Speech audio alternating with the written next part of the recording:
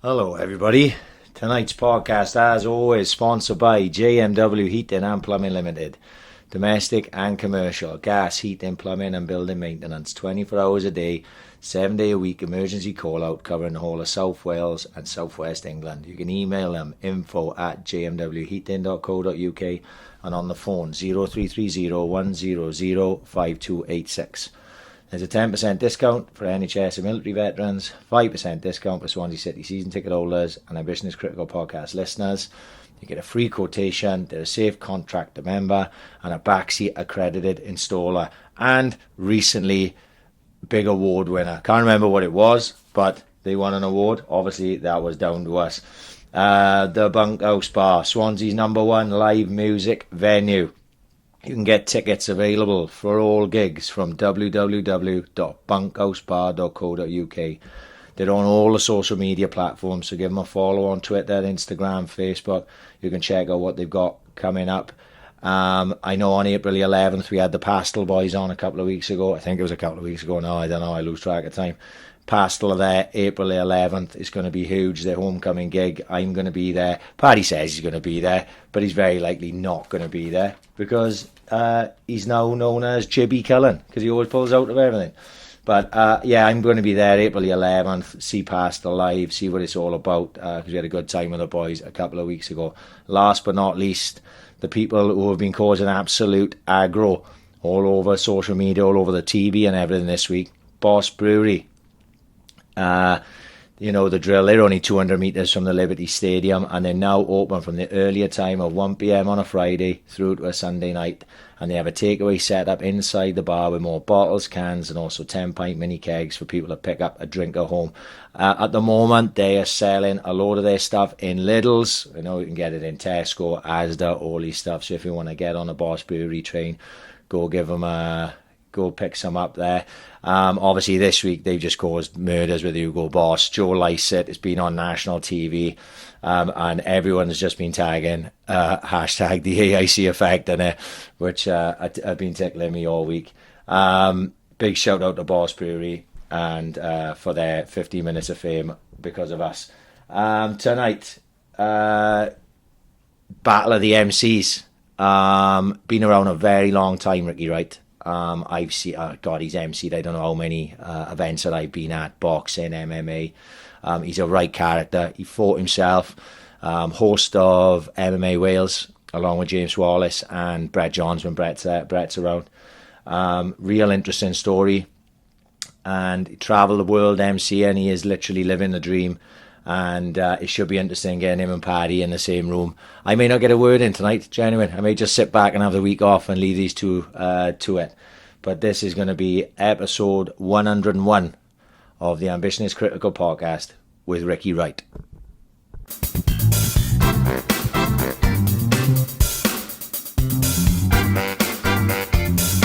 Ambition is critical. Carry on that conversation. And we away. So Yeah. I'm saying busy here already, like we only in March. Yeah, well, you're an MC yourself, you know the score when it comes to like Christmas. All the fighters are too fat to make weight. Right. Everybody's too skint to buy tickets. That's not wrong, was it? Well, that's it. MC's just gone unemployed for like 6 weeks. So the month off, like. Oh, it's a long. January's drag. February's drag a bit, but not as much. And then all the money I make in March now and April is just paying back people I owe. There's the difference in levels between me and Ricky.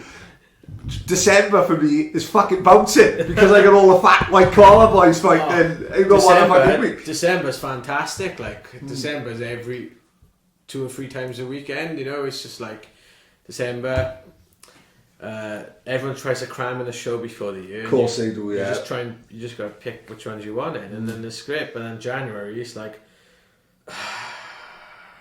you know, I get so bored in January. I like go down the pub and see if a fight breaks out. So MC that. Start calling it, like standing on the end of the bar, like. Oh boys, break it up. In the red corner, black shorts. Yeah. By the women's toilets. I always. So yes, January drags. But yeah, it's been good. I did a show in Kosovo for 2 weeks, the first ever MMA show ever in Kosovo. Yeah, so That must be a bit mad. Speaking of Kosovo, I picked up Selena today in a taxi. No way. He's from Kosovo, isn't he? That's right, yeah. Yeah, randomly. what was a refugee, is it? Well, no, it's one of the Swans players, Person Selena. Oh, is it? Yeah. I got sent up to the Swans training ground. They love their football out there. Yeah, well, he's a big deal out there, isn't he? What's a drill with Kosovo, right? Because I'm not so clued up on the old Serb. I had the full 4-1-1 off the promoter. Like he said to me that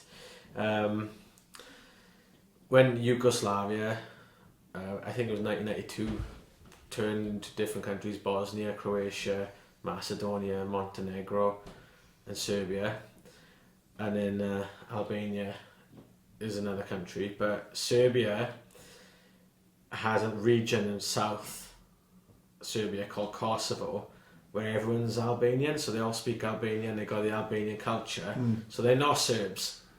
They're not traditional Serbs. They're Albanian, so they want their own independence, and Serbian. They went in mass genocide. They tried to think, well, if you want your independence, we want your land. We'll just kill you all off. Yeah, and we'll just move our people in. Yeah, it was we're not going to believe this small world. Conflict, right? I've been listening to a podcast this week about it's like a Muslim guy and an American guy talking about how the actual war on terror started and all that, and he was saying about like the old school when the Afghans were fighting the Russians. Yeah. And like at the end of James Bond, Living Daylights, Bond joins the Mujahideen. Right. Okay. And same as like Rambo, the first Rambo film. He's like at the end of it, like he's with the Mujahideen, and they're saying at the end of it, there's no, like it says, rest in peace, Terry, the producer. Yeah. Well, at the end it says this film is dedicated to the brave soldiers of the Mujahideen.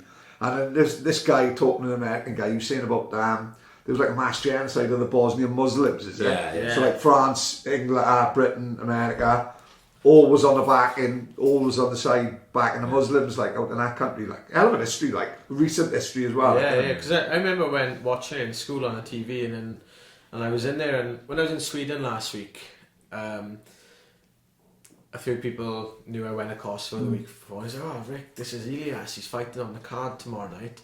He's from Kosovo." So I made friends with this guy. He was like, "Oh yeah," and some of the stories he was telling me that like Kosovo, especially during the war, had a massive stray dog problem. Right. And so he lived in a room, and there was 17 other people in the room with mattresses around the room and a bit in the middle, like a carpeted area in the middle. And he had to go for a shit out in like an outhouse out the garden, but it was full of stray dogs in the night. So to go for a shit in the night, you'd have to scare the dogs without trying to wake everybody up, and you have to throw stones at all these dogs to go for a shit, and then you go and have one, and then they'd all come back and start lying down again, and you have to do the same to go back. And he was saying, "Are we more about parking outside our house?" I know. I No, say that. I've had to park 2 fucking streets away. Right. I got to get residence parking over here. This is not going to work for me. Like. And randomly enough, Portena got out of a stray dog situation as well. But he said like his cousin. One night he woke up and there was a steaming pile of shit in the middle of this room in the carpeted area. Yeah. And which is sacrosanct, I bet. Like, you know what I mean? And he was looking around. He was like, "Oh, there's one person not fucking here." I went out this way. You can do what you want. Do whatever the fuck you want. Can you stop jangling your keys? Oh, sorry. Right, because it's gonna come on there, and then you know what's gonna happen? Just have a twist. I get some fucking shit for it then the next day. So he was like, "Right, I gotta find my cousin. Where's he gone? Like he's gotta be him." And he found his cousin, and and he's cause like, I'm too scared of the dogs. Like, for fuck's sake, So these dogs, probably after a while, obviously they'll get like proper feral as fuck, wouldn't they? You'd have to be careful that they didn't attack you and shit, like, you know what I mean? So I was quite mad. He was saying there's this really nice farmer who walked around. He was just this farmer and his cow. They'd walk around, and he was so nice. He used to reach up to the trees and get the fruit off the trees from. And someone said to him, "Oh, Dave, to tell him to go fuck his cow." He's like, "I can't. He's a really nice guy." He's like, "Just do it. I'll go on in." So he went to him, "You fuck your cow." And then he pulled out a shotgun and he was chasing them all around fucking Kosovo with a shotgun. Yeah, absolutely world, fucking isn't it? lawless. It is a Huh? different fucking It sounds like the fucking Really Wild Show with Teddy Dickens, doesn't it? Fucking hell. What a fucking place Kosovo is. But this guy though, Elias, he was there with his girlfriend was cornering him. And you know what it's like when you see a girl in someone's corner, no offence, a lot of times you get like the journeyman fighter and they bring their girlfriend along. Totally, we've seen it We've seen it with our own times, eyes. many times. But this guy, his girlfriend was like, oh yeah, you're a really good MC. And I was like, oh thank you. I was like, yeah, like I was in, do you know Joe Martinez? Yeah. She's like, I was in Russia with Joe the other day, and I was like, Russia with Joe Martinez? Not like that. She's a UFC fighter, like. No way. She's like fighting in the UFC Brazil card. I was like, hey, my new best friend. Yeah. Follow on Instagram and everything, like. I do find though, like from looking on the outside at yourself, you are the type of person to make friends like very easily. Like going away on your own don't phase you in the slightest to it. No, I mean you're right there. When I went to Bahrain and Dubai last year, I was in Bahrain for IMAF, so like there's 300 odd fighters, and I make a habit of getting to know as many as possible, all the staff team and all the volunteers as well.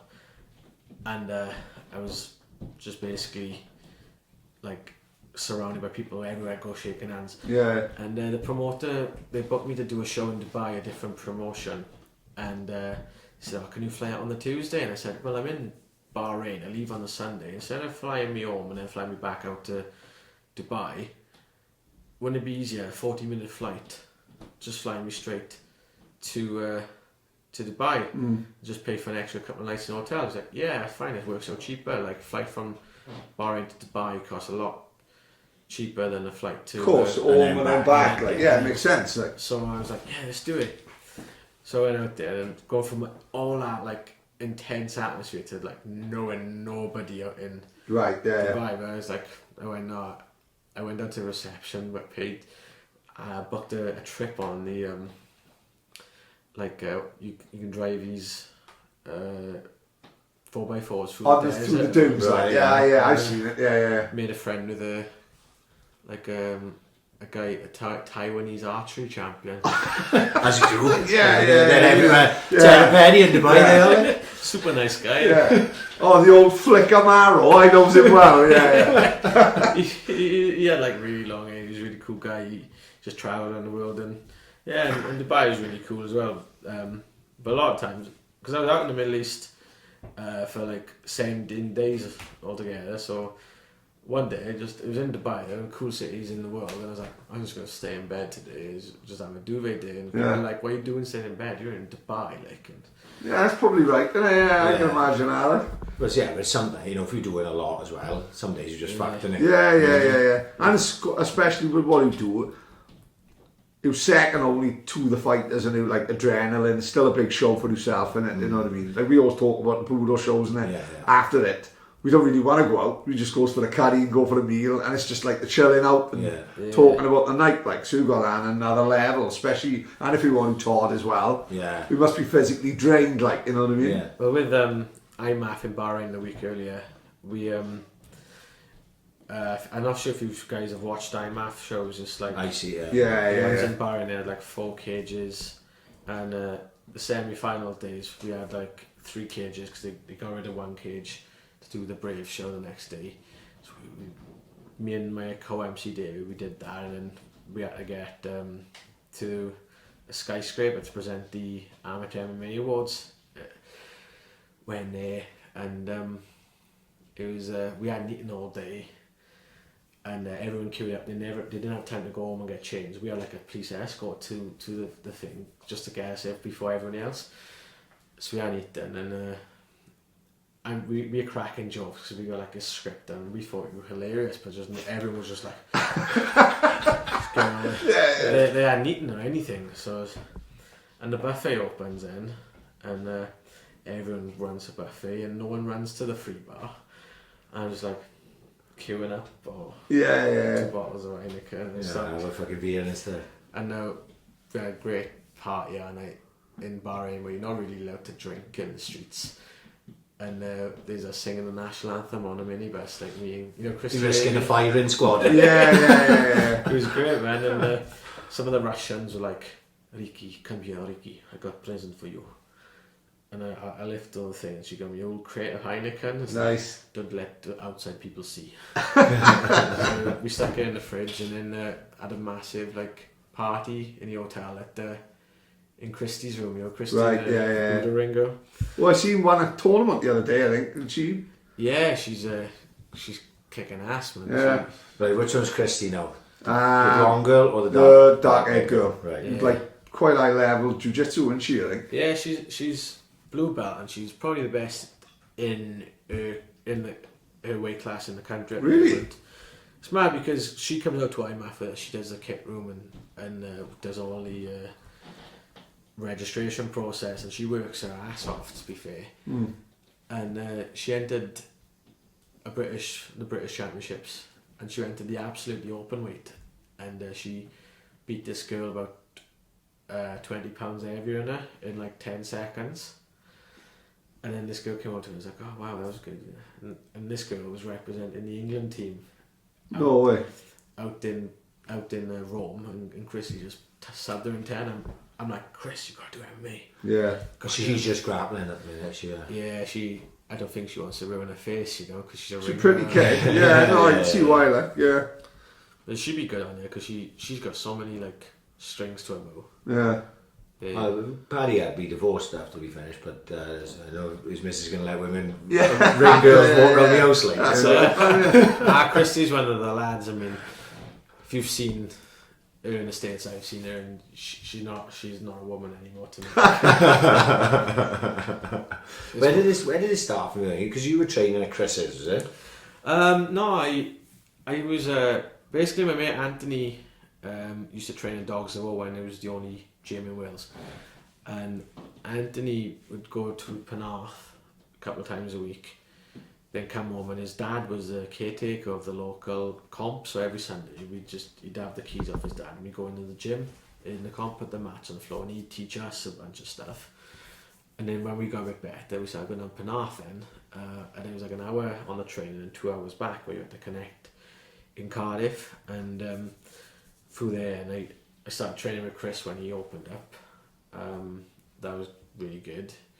How far are you from where you live to Chris's? About an hour. But back then, petrol was cheaper, and I didn't have outgoing, so it was just it was nothing back then. Now it's like Still an hour though, mate. Still an hour. Still I a know trek, that. like, huh? I know about You know, it's still a fucking trek, like, you you know. could fill your tank up on 25 quid. Now it's like yeah, fuck, I forget 60 that quid, now. and then I still got a gap, and then Chris was doing a show in Maesteg, and it was the night before the first time Cardiff were playing Swansea in ages.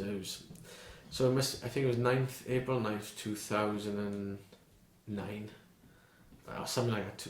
It was April 2009. It was first That time. was the was it the Capital One Cup game? Right, yeah, Something yeah. like that, maybe, I'm not sure. No, April, the Capital One Cup would have gone. Of course, whatever, yeah. Yeah, maybe it was a league game. I don't know. I can't remember. 2009.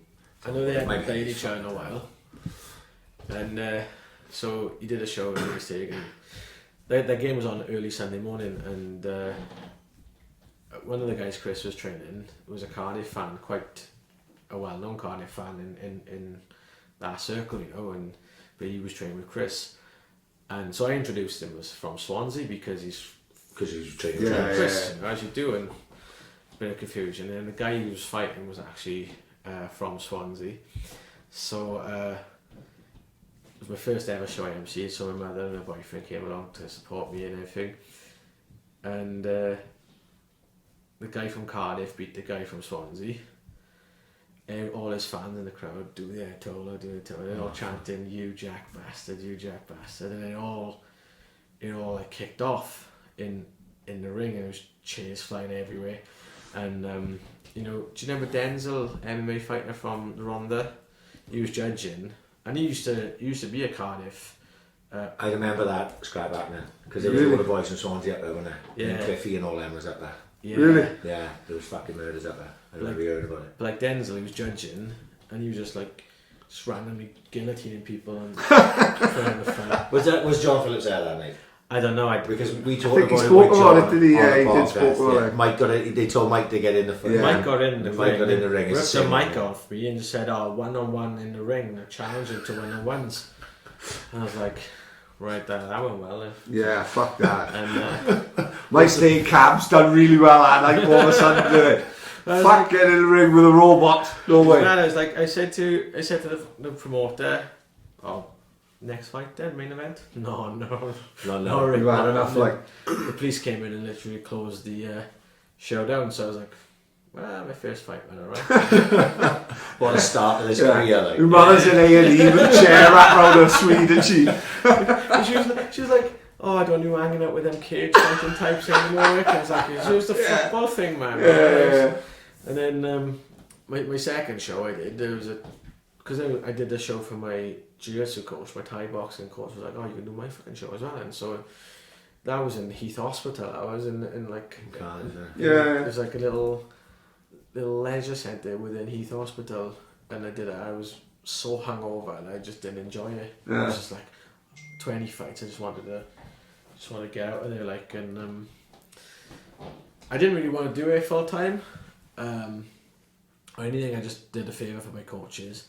My mate Andy Sledge, who is an MC, still going now. He's been around doing it for about 20 years. He was like, "Rick, do you want to cover a show for me in Southampton this Sunday?" I can't do it. I was like, it's not really what I'm into. And he's like, "Oh, it's £200 in there." I was like, okay. Yeah, of course, yeah. I went down there and did it. The promoter made a packed lunch for everyone ringside. It was great. And then I did a really good show. And I was like, "Oh, this is what I'm going to do the rest of my life now." Like, Was it that simple and decided then and like? yeah, it was like, there was a promoter there called Brian. Well, he wasn't a promoter at the time, he was a coach. I knew him. And he wanted to start putting on his own shows. But in Portsmouth. But the local promoter, they already had a promoter in Portsmouth, but he was a bit dodgy. But that promoter booked me the show, and I went down to MC it, and the cage was built in the middle. People queuing up at the door, all the fighters having their medicals and everything. Promoter did a runner. Like, Fuck with all the kind, like. yeah, he was like, he was nowhere to be seen. So my friend who hadn't promoted yet, who was at the show, said like, "Oh, this is enough now. I'm going to do my own show, and I want you to be my MC." And that was 10 years ago, and they've done like 30 shows. I've only missed one in 10 years. But that was good because I met my girlfriend through going to Portsmouth back. Really? A lot. Yeah, she was.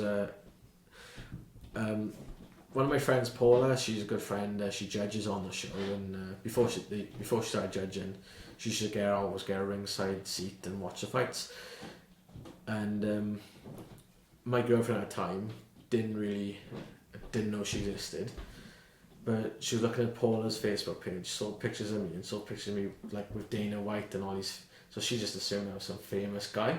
Right. Because there was me with Dana White and Bruce Buffer. So when I finished the show, her dad asked me if she wanted a picture of me. So yeah, you want to come in the cage? I only thought she was 12 at the time. She was so tiny. Like, I was like, "Oh yeah, want to come in the cage with me? Have you won a competition? So she had a photo with me, and she We're went. go fix it. But then we've been with each other ever since now, and but it turns out I'm not as famous as she thought I was. And where she's from, she's from a place in Portsmouth called Denmead, where like she goes from a house with 3 toilets to my little house. With all the Kosovo dogs outside. But it's like we just got 1 toilet between the entire street, so like she's. So, yeah. It is mad though, you met Mrs. Suad as well, yeah. you know. And it sounds to me like only branching out to people to an area that you don't know anyone. You've probably got to work harder, but it's probably more satisfying then as well. If people are coming up to you saying, "Will you do another show in this area?" It's not like you've been employed by mates and all. When you go down there at that stage, because you're 2 or 3 shows in, did you have a process then? Because I'm sure you've got a process now, because you're a professional, right? So you turn up at a show and you go, right, I do this, and then I do this, then I like to speak to this guy, and I want to speak to this guy because his name's a bit crazy, and this and that. And I'm sure you do the same, Pat. But at that time, were you just winging it, or did you like have... Well, when I was saying about Andy Sledge, the guy that got me that gig in Southampton covering for him, I used to have my own like little website where I used to do write-ups of events. It was just my way of getting into events for free, because I didn't like buying tickets. I was going to them every week, and I'm okay at writing. And Andy Sledge then would always, after every show, he'd give me all his cards where he'd write them. So, which is great, because when I'm writing that, Ben, I've got the names of the fighters, where they're from, their gym, the exact weight, the height. So you took the MC cards? Yeah, I took all his MC cards. So, and obviously the round of the fights, and obviously the decision, what time the fight finishes, how they go. So basically, he gave me all his notes, so I didn't have to do as many notes myself. So I'd write my report, and wherever I submit it, then I'd have all his leftover notes. So I'd be practicing around the house, and I'd be like my mate Sledge, and that's how I thought, oh, actually I could probably do this one day if I wanted to.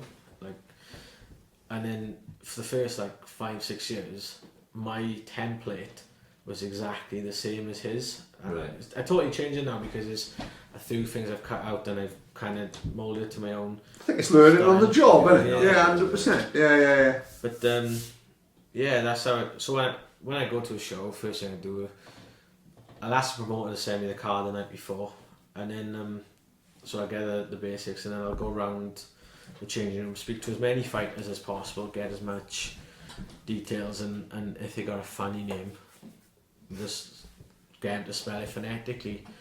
When I go, some of the Russian guys, and oh fucking, could only imagine. Unbelievable. Yeah. so it's but I spell it phonetically, so it rolls off a tongue better. Like the other day, I was talking to a fighter in Sweden, and I didn't have nothing recorded on, so I just sent a voice message to my missus, like, "Gachi Murad, Gachi Tinov." And she's like, "What's that, baby?" It's a Russian guy. You'll have to excuse me. I'm just coming from the street toilet.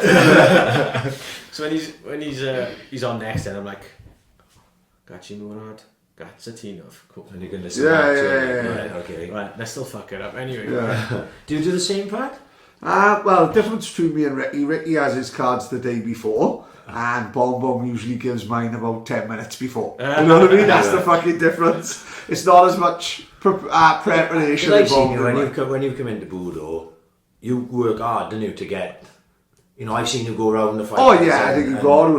Like what a lot of it is Ricky's living the fucking dream. There's not many can do what Ricky's doing. The fact he's doing it professionally tells me he's winning in life, because he's doing what he fucking what he will love. And not only that, no, I got goosebumps. We're still waiting for someone to pay us enough to do this, so you can wrap his 2 jobs in. It's not doing 60 hours. What gives me goosebumps is he's travelling the fucking world, and we always do say in here we like to see people do well. And when he sees Rick, it's the first time we've met randomly. We spoke a couple of times over Instagram and all that. But when you see someone do really well and travelling the world, I love following Ricky's stories. Sometimes he gets stranded in Amsterdam and he'll just go around eating chips and fucking kebabs and that. And he's because he's the way he is, you make friends with any fucker, and he could plonk him probably anywhere in the world, and within half hour he'd be making friends with people and doing food diaries, and the fact that he's I think you put something on Twitter the other day or Facebook, someone put Ricky Wright's net worth. Someone put he was a millionaire, didn't he? Do you know what? Brilliant. I was in Vegas last year on holiday, and do you know what MC Mike Markham? He's an American MC. He tagged me in a post. I was like, "Rick, have you seen this?" It says top highest paid ring. This is the one I see. Yeah, I see that. And I'm like, well, if my tax man sees that, yeah, I'm in a lot of trouble because Yeah. I don't know where I'm keeping that money, and if I was earning that money, I wouldn't be living in Pentagram. I couldn't believe it because I sort of fucking I always do a bit of research on people. Like I was lucky to come across. Like, actually, Chris Jones was one who told me about it. Chris Jones, a ref. You know? Yeah. And I was looking at it, and it was like Bruce Buffer, fucking Michael. No, sorry, Michael Buffer. Sorry, Michael Bruce. I was the other guy who just said Joe Martinez. Joe Martinez. And then you, and I was like, right, fuck, Ricky's doing alright. Yeah. No wonder David Diamante can't get his fucking haircut. Don't get me started on that guy. Are we going to disagree with this? What's I've this? learned to love him. Mate, go on, you go on. Right. Go on, tell me When where you he, like it. right, so when he first won the scene, I was exactly like everyone else. Why the fuck is he saying the names for twice? Why has he got the stupid hair? Why are Matchroom employing him? Right? But then, when you get to know him more and see more interviews with him, he's a fascinating character. And like this, you obviously know the story behind the two names. And when you know the story about the name... What is that? Tell me about it. So back in the 20s, 30s, 10s, in like Madison Square Garden, Radio City Hall, where they'd be having the old-fashioned, the old-school boxing. Yeah. That's what they used to do. Like that was their thing. Like so, all he's doing it is taking it back old school. Like he's found a niche in it, and he's seen that, and he's taking it back. He also owns a cigar shop in Brooklyn, and he just seems like I went from thinking, oh, this guy's fucking, I'm not fussing this guy, to knowing the backstory, knowing the reason why he says it twice, knowing about, like, again, like I do with Ricky, follow his stories, and he just seems a cool guy. You know, I could see why Ricky would be sucked off of him, simply because Matchroom were taking him in now, as they own, and so... Instead of having a UK guy, well, UK. like what it is, Michael Buffer has signed now exclusively to DAZN and Matchroom. So you'll never see Michael Buffer on another show. Brilliant for him, because I think he's got to be 70 odd, isn't he? 72 now. Yeah, so he's a 70-year-old man, and he'll only do the Matchroom fights, and he'll only do the main event, which he's probably on like a £1 million contract. Have you heard the Mike Tyson podcast? Hot boxing, yeah, go on. You had Michael Buffer on it, and he's like, oh, I was going to retire this year, but Matchroom offered me 2 million reasons why I shouldn't. But that's just like the main event. Yeah, so like you've got he's not doing the rest of the card. No, you've got Diamante will come and do the weigh-ins, and Diamante will do the whole card up until the end. And then Buffer does. And I can see why Ricky, like Diamante, does tend to. He loves the fighters. He tends to get into the photos. You're like, and I can see why Ricky wouldn't like him. Before Ricky gives his little piece on Diamante, I was the same as you, Pat. And the same as you, I didn't take to him first because obviously it was on the WSB, wasn't it? He was. That's right. Yeah, that's right. He come from nowhere. Yeah. And I was like, oh, I'm not sure about this guy. Like, and then obviously Matchroom started using him, and he has grown on me. He's not my favourite MC. Yeah. But he's grown on me. You know. Is reasons I don't like him, and he I think with an MC it should be about the fighters and not yourself. Like I'll give him the best intro I can and anything, and the whole thing of the name twice, I find he says it's a tribute to the guys, the old school guys, but the reason they did it because the sound system was so poor, you'd have to go Ricky Wright, and then the crowd noise will die down, and then you say it again, so they'd hear it, but now you've got these amazing sound systems. So everyone hears it the first time. Yeah, and it's like, even though he says it's a tribute, I find it kind of insulting to like the sound guys and the sound engineers who just make this. And he does another thing, for instance, do you know Jimmy Lennon Jr.? Of course, yeah. His dad and him, Jimmy Senior, Jimmy Jr., they do this thing where they point at the timekeeper. The timekeeper rings a bell, ding ding ding, and then they introduce the fights. And a few other MCs do that as well, like Thomas Triber does the Matchroom shows, the Warren shows. But when he does it, he doesn't go up to the timekeeper like, "Oh, hi, buddy. I like to do this thing where you ring the bell, you bring their attention. Is that cool?" No, he just stand in the ring and goes, "Time." You can see him get angry in the ring. and they just expected to do it for him. He doesn't even have the decency to ask them in the first place. And but then that entire time, the timekeeper is meant to be stood to attention to him. So you ring the bell for the last time, 12 rounds over, ring. Timekeeper got every right to go out, go have a cigarette, go have a piss, or whatever. But like, by the time it takes the calculate on the judges' scorecards, give it to the MC, go to an advert, come back. The timekeeper's got to stay there and wait for him to say, time! And he gets really angry and animated. And you can see him, and then... This is part of his stick. Like. This is something I'm going to notice now. If Yeah. And like another thing he does, he'll grab the boxer's hand and go up to the camera and have a photo with him. He doesn't, sorry if I get a quick photo. He just goes... And he's been known to jump in like team photos as well. Yeah, I've seen that. I have seen it. Yeah, I think it was like maybe Dubois fought. I think no, it couldn't have been. She was on there because they were warring. But I know fighters he's jumped in. I know like when he got like the boxing weekly were coming take a photo, and he got him in it. You know, and that's when I think step back. It's not really you. It's not really you. Not part of the team. Yeah, exactly. Yeah. Yeah. So that's just another. I got a video of where he does it to Chantal Cameron, and she's there on a photo with her coach Shane McGuigan, and Shane looks at him like, "What are you doing it?" And he scuttles off, and it's just other things. I think he makes it just it's all about him. It's the David Diamante show, whereas Michael Buffer, he has got more of a right to say it's about him, but he compliments the boxers being there rather than being the show. It's not, and I got other footage. I remember when he did the World Boxing Super Series, one event he tried to announce the fight. So you got the referee in the middle, you got a fighter left, fighter right, about to do decision, and he stood directly in front of the referee. And that's like the referee's big moment, Yeah, of course. But he's like, no, I'm going to stand in front of the referee. And the referee was just like looking at him.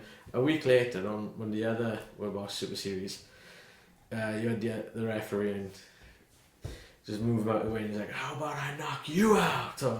And I got this, I film him all, because every time I see an MC do something, like, I was like, I'm a little bitch when it comes to other MCs.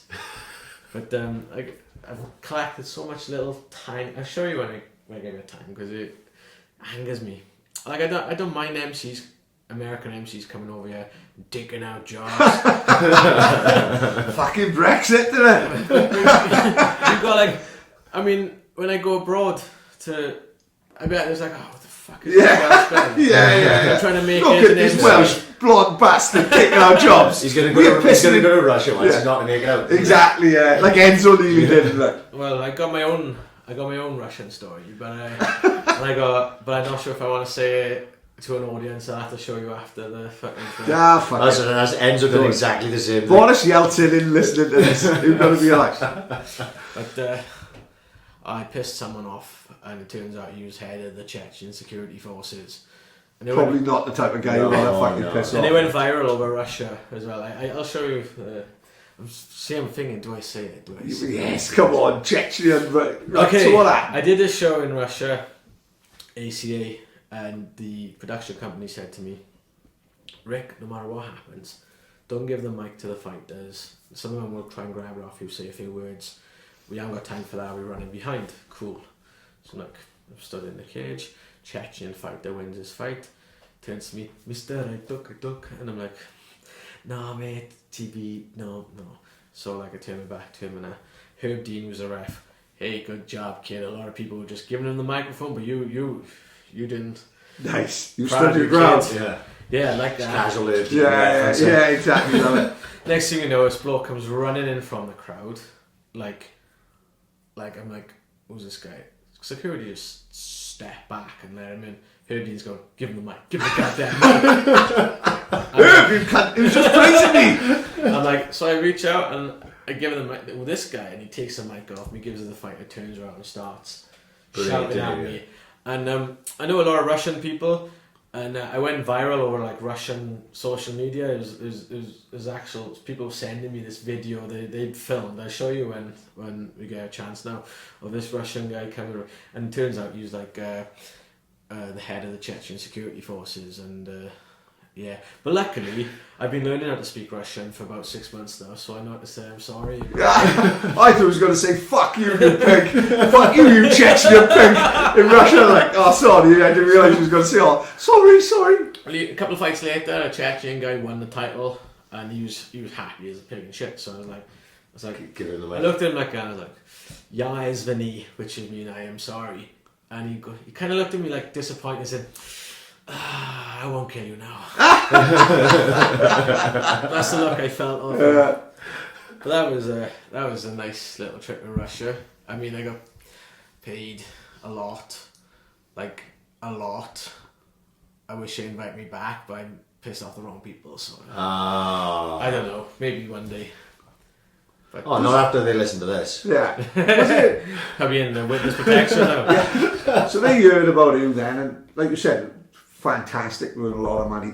How amazing it must that be, and like we was talking earlier, you give up work then, what was you doing before MCing? And when was the time when you went, oh, this is going to be a full-time thing? Or was it quite early on? Oh, mate, it was probably the worst timing ever, to be honest, because I used to work as a carer, and every year then my work got busier, so I cut my hours by 5 hours every year. I was down to like a 5-hour contract a week, just so I could to say you went full employment. Like. Well, I could just bang the overtime out in the quiet months of January. I could just bang out the overtime whenever I needed and get some income. And but I kind of lost my passion for caring. Don't get me wrong, the people I looked after, I was brilliant with them. But I weren't really doing paperwork, and I weren't really doing some of the bullshit stuff they make you do as a carer that isn't really relevant to actually caring for the people. They were like the boys to me, the guys I looked after. They were brilliant, and I made sure they were looked after properly. But some of the other stuff, my boss, this was November, by the way, just before Christmas. My boss called me up. I knew it was about, because I just weren't doing paperwork.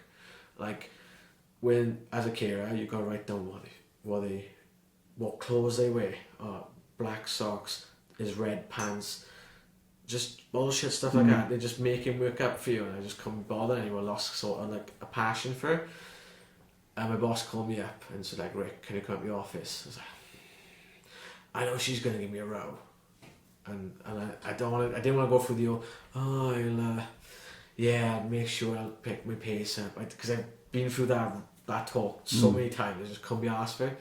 And I said, "Lo, I'm not going to come to the office. I've got 2 weeks annual leave. Call on my notice, and I'll do my last shift tonight, and that'll be it." I was like, "Oh, okay." So did my last shift, where they have like a notice period, and everyone goes on and has night out. Yeah, so who didn't have that? I just went in, did my last shift. I went in. I was like, right, that's it now. It was just before Christmas as well, so it was really Christmas was good. January and most February was really skint and really poor that year, but it was worth it. But that was the year I did my first IMAF event in Birmingham, which obviously with IMAF that brought me to Vegas and Bahrain and Prague and Bulgaria and Romania. And for everyone who don't know what the IMAF is, we've had Rowan on here. If you explain that's obviously the IMAF I watched was one Rowan Crocker was in, which obviously you were MCing that as well, which was in Romania and Rome. Right, yeah, there's Romania where I saw his fights, and we talked to him about it on there. But the IMAF is the International Mixed Martial Arts Federation, which is basically the amateur body for quite new as well, isn't it? Like last couple of years. That's quite new. So obviously you were in on the ground floor, weren't you, really, with going in and being involved in it, and the type of thing that's growing, and the type of thing that's trying in the long term to maybe get MMA in the Olympics at an amateur level. So it's a massive thing, and obviously worldwide, being regarded as being the places that you've been with it, like, you know. So it's an amazing thing, because I'd be honest with you, at first I'm skeptical, like MMA, the Olympics, MMA is like a pay-per-view sport, it's violent. But then I did my first IMAF and I was like, oh, actually, It works like this works. technical. I know it's fighting, but because I saw it the same way. Like I thought, because I'm seeing it from a professional. I'm thinking they're going to put professional MMA. I'm like, boys can't fight 3 times in a week. No. That's not going to work. But obviously, then when you do it at an amateur level, and obviously you take elbows out and shin pads, bigger gloves and stuff, you can get away with it if people aren't getting opened up. Then let's say. Yeah, that's it. And I think it will be an Olympic sport. Obviously, you got people like from traditional martial arts blocking it. I mean, I was having a chat with someone about Olympic recognition, and they've got to get IMAF got to get recognised by an organisation called GASIF, which is like the governing body of all governing bodies, and some of the sports that are currently recognised. so like judo would probably, the wrestling would probably. Didn't wrestling drop out of the Olympics? Or I think he might have got dropped, didn't he? It was good. I think it's back. I think people was like, wrestling's one of the originals. Well, wrestling's the original Greek Greek games sort of thing. Like, but listen to some of these sports are currently under observation status, and we can't even get that yet. Even though MMA is probably one of the biggest sports in the world. Highest profile. 100%. Yeah, 100%. So like, International Fistball Association. What the fuck is fistball? Federation for International Foot Golf. Oh, I like a bit of foot golf. Actually, I Yeah, can but see it's- me winning a gold medal. You know what I mean? Every club. We beat Lee Trundle at Yeah, foot golf, so don't laugh yet, right? International Union of Kettlebell Lifting. Oh fuck! Oh, He's got his own squad, didn't he? Make me walk in like a Russian shot putter. I kind of support this next sport. International Pole Sports Federation. Pole sports. Pole dancing. Pole dancing. Oh, well, give over. yeah. International Table Soccer Federation. A bit of Sabutio, is it? I think I miss about the Oh, is it? So these fuckers, they all actually on the list. Well, Yeah. they're under observation. International Jump Rope Union.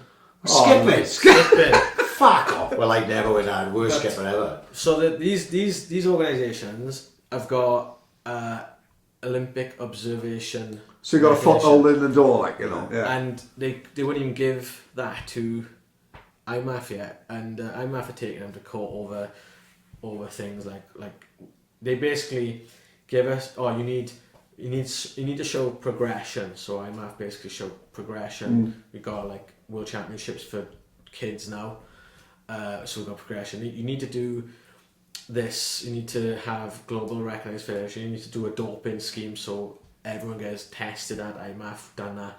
Everything they said, IMAF are basically done. I was like, no.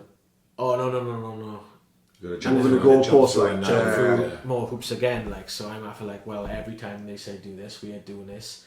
And IMAF got a great doping record. So it's just, people don't want MMA be in the Olympics, but they can't keep. But surely that fucking stigma, right? That was like with the original UFCs with the no holds barred and all that. That's long gone, isn't it? Right? Yeah. You know, and like I know, even in the States, it took a while to get New York to recognise MMA, didn't it? And now they're going, fucking hell, can we have a show in Madison Square Garden every week? Well, now they say Ridiculous. won the last Madison Square Garden show, the biggest ever event in Madison Square Garden, like it held a record capacity. I'm sure it did. It took New York a while to come around, right? Yeah. While all these other states were thing. So surely the Olympic committees, and people will actually tune in to watch MMA. You put MMA on, people will tune in to watch it. Like the Olympics is on now. No, they're talking about cancelling, eh? I'm not talking about coronavirus. I've had a fucking tip. Right, okay, yeah, go on. But like, if I'm coming in from work and there's and the Olympic stuff on, a lot of it is bullshit to me. I'm not Oh, gonna red watch button the it. boxing, doesn't it? But a red button, I'm going to watch a boxing. Yeah, I watch every 100%. bit of boxing I can fucking Yeah. watch. Like, and there'll be certain other things that if there's no boxing on, I'll go, oh, I like the athletics. Yeah. I like the female beach volleyball. Right, so there we are. Right? That's, We yeah, don't. That is a sport in itself. Yeah. You know what I mean? You know what I It's mean? definitely a spectator Yeah. sport, really. And he sweated on the settee watching it. Yeah. You know, Doing the calories. Yeah, he's not our dad until he walked in with the shot and I'm whacking over the Brazilian team. You know what I mean? How do you explain that one? That's the team I support. But you know, you can't tell me that if like people are not coming in and watching like they have like traditional shooting Fencing. and shit like that, fencing Yeah. and all that stuff. Most people are not going to watch it, are they? The- But I'm telling you, if there's MMA on in the Olympics, people are going to fucking watch it. Well, I can name En like masse. growing up, sport mad, and there's a few things that was iconic. I remember Carl Lewis, and I think it was '84 when he won the 4 medals. Like I remember that vividly. I was a little bit later because I was Ben Johnson. Well, Ben Johnson, I I remember can that. still remember that race in my head now, like, you know what I mean? Fucking live for Chrissy's cocks going 10 to 9. And like, I remember that scandal was fucking amazing. I remember watching Colin Jackson, I think it was in Colin Jackson, Barcelona. yeah, and he won Yeah. the World Championships. I Yeah, remember that yeah. one, yeah. And like, the older you get, and maybe don't have the time so much to watch the sport, but the boxing in 2012, I thought was amazing. In the copper box and all that, brilliant. What do you think about? I remember all the ads. 2016? I remember Amir Khan fighting. Who was the guy then? He ended up fighting in. Cuban. Yeah, I can't think of his name. can't think of his name, but I remember him losing to him in the final, you know. And then he come over, and I think it was a bit of a. They tacked him up. They didn't tacked him up, Yeah. and I think Warren paid him in. It was his first. It was only ever professional fight, Yeah. and it was just to avenge the Khan, you know. But they, you know, if you think back to 2016, is that Yeah. 2016? You know, you got Mick Conlon with the fucking Yes, sticking love it. fingers Yeah, up yeah, to yeah, the, you Which know. probably got him the contract in America. I don't think he was signed with MTK, but like, he's selling out the Garden, not Yeah. Madison Square Garden. Joe It's like Joyce, the what old did two. Joe Joyce, was he silver or bronze? Joe Silver. Joyce. Joe Joyce was a silver. I still watch plenty of boxing. Yeah. You know, Yeah. Joshua Boazzi. Yes, you yeah. know, Josh Kelly. So they were still, you know, we still, like you say, if you put MMA on, you're gonna fucking watch it. Yeah. You know. Yeah, I see it. And you watch the other martial arts, taekwondo, and it's a bit pants in it. But I think what's blocking MMA more than anything is probably the traditional sports like judo They don't want it. and maybe even boxing as well. Yeah, do you know what? That's spot on. It was talk of boxing was on whether they were going to be renewed. I don't- Boxing's huge in I the don't Olympics, see it I thought. affecting. You know, you just put it on different times, don't you? You Thing just is, with judo, all my life I couldn't give a fuck about judo until I started training and watching MMA, and then I appreciated judo. Same as boxing. I remember watching boxing when I was younger, and Steve Robinson and Nicky Piper and course, Frank yeah. Bruno and all that when I was younger, and I just went through a phase of not watching any I missed the entire like Carl Zaghi. Really? I weren't a fan of boxing then. Was it just MMA for you at the time, or do you just want At to the time, combat yeah. sports? No, I only got through boxing just through watching MMA and then appreciating boxing Yeah. and I think a lot of people who watch MMA will watch boxing and watch judo because they appreciate it because they're two real good martial arts that complement MMA. I mean, I watch the judo in the Olympics now because whereas I won before. Like, I mean, now I love boxing, but yeah, you know, it's just how it is. Like and I think if you got the red button, you got boxing, MMA on, you're gonna watch it. Yeah, I agree. yeah, Like, yeah. apart from like, what do you say? Take away the last 2 weeks, which on a local level has been amazing for Swansea, and on a global level, then like the Fury fight. Do you think MMA have taken over boxing? Because I think personally, on a worldwide scale, look, when we went up to Jack Shaw's place and Richard Shaw's place up there, I think in the valleys now, Yeah. and in Swansea, like I can only go by my nephew, like there's not the call for like kids nowadays are less going, I'd love to be a boxer, and I think they're more going, I'd love to be an MMA fighter. Like, when you look how busy like Shaw's places up there, and Chris Reese's, all these places are thriving, innit? Dinos. You know what I mean? At Dino's as well, and you're thinking, is that the next generation? That's where they go in, like not so much to boxing. Maybe. I don't know. I think it's you got a large traveling community that they will always be boxers, and again, I think boxing is bigger now and it's been in a very long time, but MMA is still after Conor McGregor and after there's a few different periods in MMA. For me, I got into it and there weren't much people about it. Then the Ultimate Fighter happened and changed the face of the sport. And they all came along. Yeah. And after that, and the game came out, the UFC computer game. That brought new people to the sport because it was a really good game. I didn't play it though, come crap games. I did. I played Minesweeper. Legit, like that's all I play is Minesweeper. And then the fuck is Minesweeper? Fuck knows. It's that old game on a computer where you you have like an old PC in like Windows 95 and you got like about 4 games, 2 of them are card games. Right. And one of them is like you press buttons and numbers come up. It's retro as fuck, right? Yeah. That is really crap. And but now it's like the McGregor generation is the third generation of that period for me, and it's just exploded.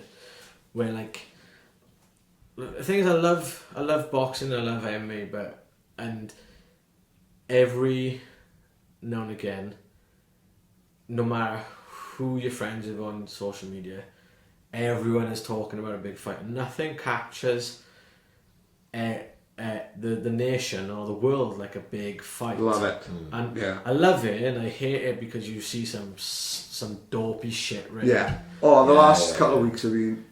No, I don't, mate. No. People just come out of nowhere and... Want to be part of it. Well, do you know what's annoyed me the last couple of weeks? Is Deontay Wilder, right? Oh, well, he just annoys me in general. Right, no. Bomb squad! No, listen, I know that, right? But Deontay Wilder have gone from the week before the fight with Fury, everyone's lumping on Deontay Wilder, right? And the guy loses, gets outclassed. Great fight though, thoroughly enjoyed the fight. Then all of a sudden now, Deontay Wilder is this forgotten man. People that when he's a vote in the rematch clause, everyone's like, we don't want to see that. No, that's not. Now, hang on now, this kid have gone 41 fights, whether you say he's fighting bums or not. He's gone 41 fights undefeated, knocked fucking 39, knocked 40 out, sorry. Yeah, he's 41 right? or 43. Yeah. Right. And then all of a sudden now, people who don't really follow boxing are coming in and saying, he's gone. No, we don't want to see that fight. Well, I just think Johnny Wilder doesn't help himself, right? And I tried to like him, right? I tried to. I genuinely give anyone the time of day. He's always acting up like. I watched the IFL interview with him, right? And I always find that the IFL interviews will tell you about a person properly. Good shot, right? Because, they manage to capture normally what the person's really like. So, because people will play up, like Tyson Fury, he's always brilliant in IFL interviews. Amazing. Because he's not trying to play up to the cameras or nothing. Right? He's just being Tyson Fury and actually seems like a nice guy, But I watched, it was an hour, right? Honest to God, I nearly crashed my car about 5 times, infuriated with Deontay Wilder before the first Fury fight, right? He is still always playing up, and he talks that nonsense like that Instagram video that come out last week, bullshit. And then he come out with a fight, right? You got beat up, right? He got beat up, he lost convincingly. Just come out and say, look, I got beat by the better man, I realise the mistakes I made, of course I'm going to invoke my fucking rematch clause, and we fucking have it again, and I'm going to improve. Not come out and go, oh, this 45-pound fucking stupid thing that I was wearing to the ring, tired my fucking I'm playing up the black history thing, trying to make a race thing out of it, which annoyed me, because they tried to pull Tyson Fury in America. And he did well as well, Fury did. But can you imagine that was done the other way around? Right? Crazy. You can't. There was 2 black presenters there that tried to. One of them tried to corner Tyson Fury into making it a race thing, and he was like, "What are you talking about? It's just a fight between 2 men." Yeah. And he handled it quite well. Really well. And I think, well, that's wrong, because if it had been the other way around, if we got one, imagine well, it's the old Bernard Hopkins supremacist. Well, it's the old Bernard Hopkins thing, isn't it? Yeah. When he said, no white man will ever beat me. No, Carl Zagi goes to America and says, no black man will ever beat me. Calzaghe disappears off the face of the earth. Yes. And he'll never fight again. Because it was the other way. It's ridiculous. So, and aside from that, I just don't. Deontay Wilder just annoys me. And then, like you say, this coming out with this fucking video, coming out with this excuse of the suit and all that. So bollocks, just say, look, I lost a bet, man, and I'm going to do it again. But you know what though? That the right way to handle it doesn't sell as good as being, because these excuses, some might give him the benefit of the doubt and think, oh, actually, he's going to be a better fighter this time because he's going to come down wearing a dressing gown. Yeah. and some people believe that. Some people think, oh, like losing respectfully isn't going to sell a third fight, and I think he needs to be a dickhead. Well, if you remember, it's the same thing with the Ali Fraser thing, isn't it? The first fight with Ali Fraser. Well, Ali really outordered Fraser, wasn't he? He was terrible, really bad. He was really bad at Foreman as well, calling him an Uncle Tom and all that, which is apparently the biggest insult you could ever have, So I think Fraser was like backed by like a gang of 12 white men, they sponsored. He was his sponsors, and I think he really played up on that, and really made a fucking fool of him. But so Fraser knocked him down in the last round. Fraser won on points. And it was really amazing fight of the century, they say, but Fraser won it, quite rightly, But Angelo Dundee and Ali kept on repeating, no, that was a fix. We were, take away that knockdown.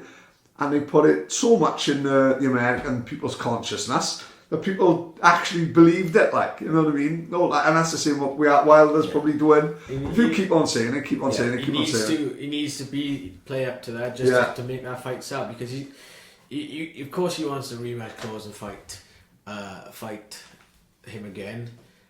Whether he wins or loses, whether he believes he lost because his coach, or whether he believes he could have come back and won if the guy hadn't thrown the towel in.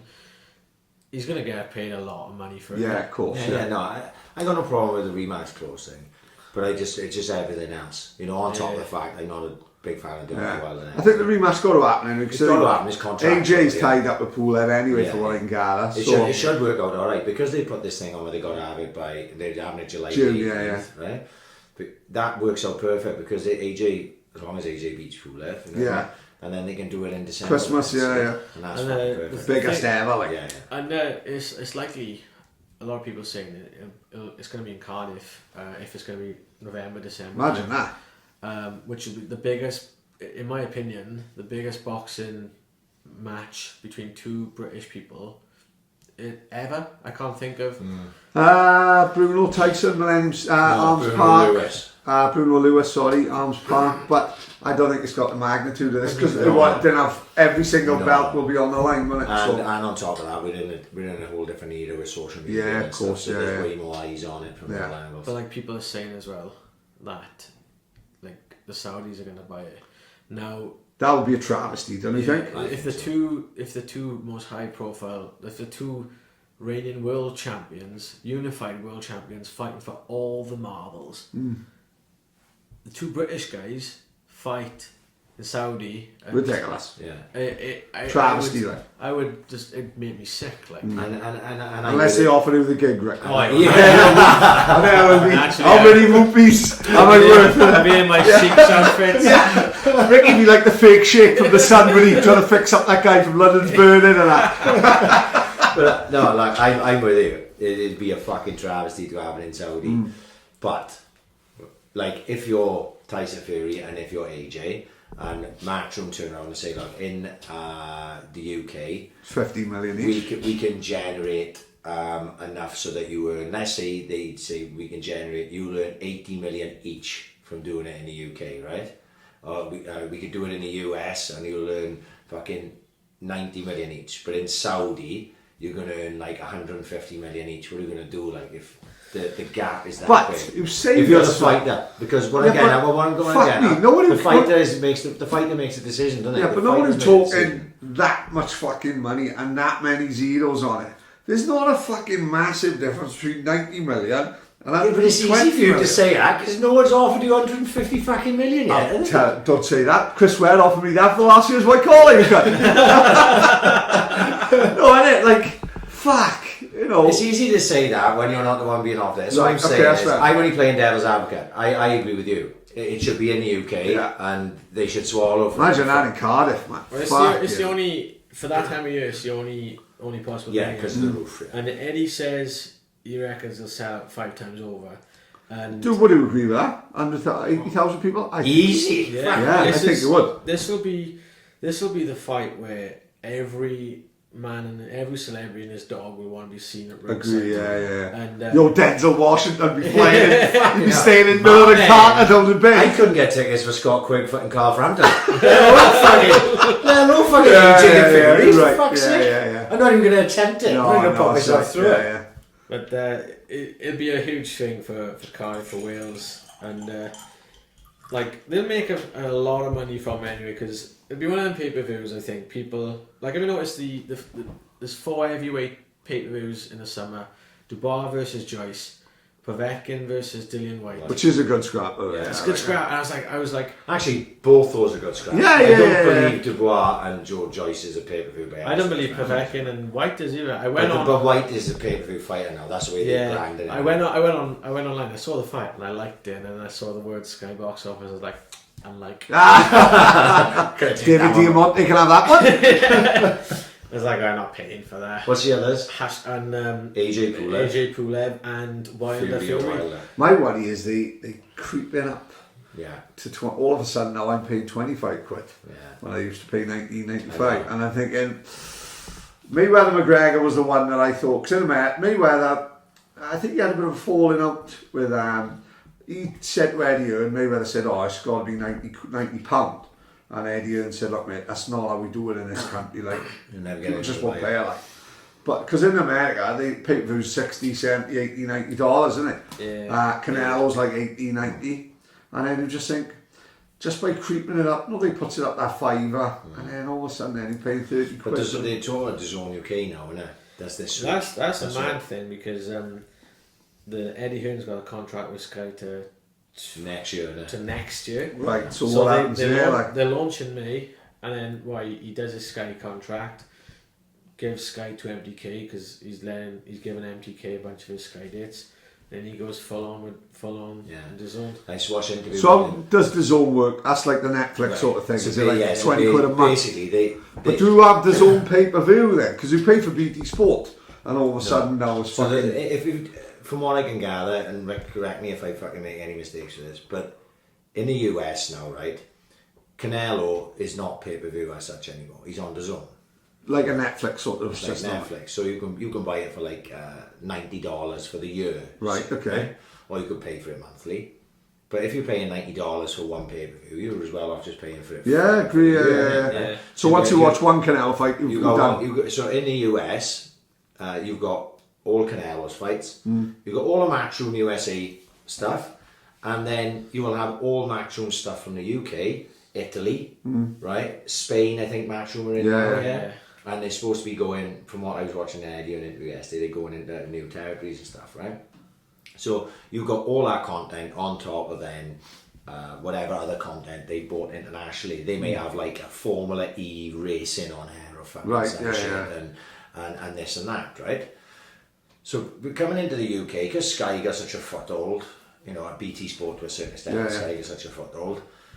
It puts Matchroom in a right fucking position, because they're okay to sell all this stuff in the US or internationally, but in the UK they're exclusive to Sky, like. So like big decision for Eddie Hearn to make, eh? Yeah. If there's one going to pay him a fuckload of money, he's got to kill his relationship with Sky. Yeah. Right. Yeah. I felt like he's been slowly doing that. Some of the cards on Sky in the last year have been bollocks, like. But crap.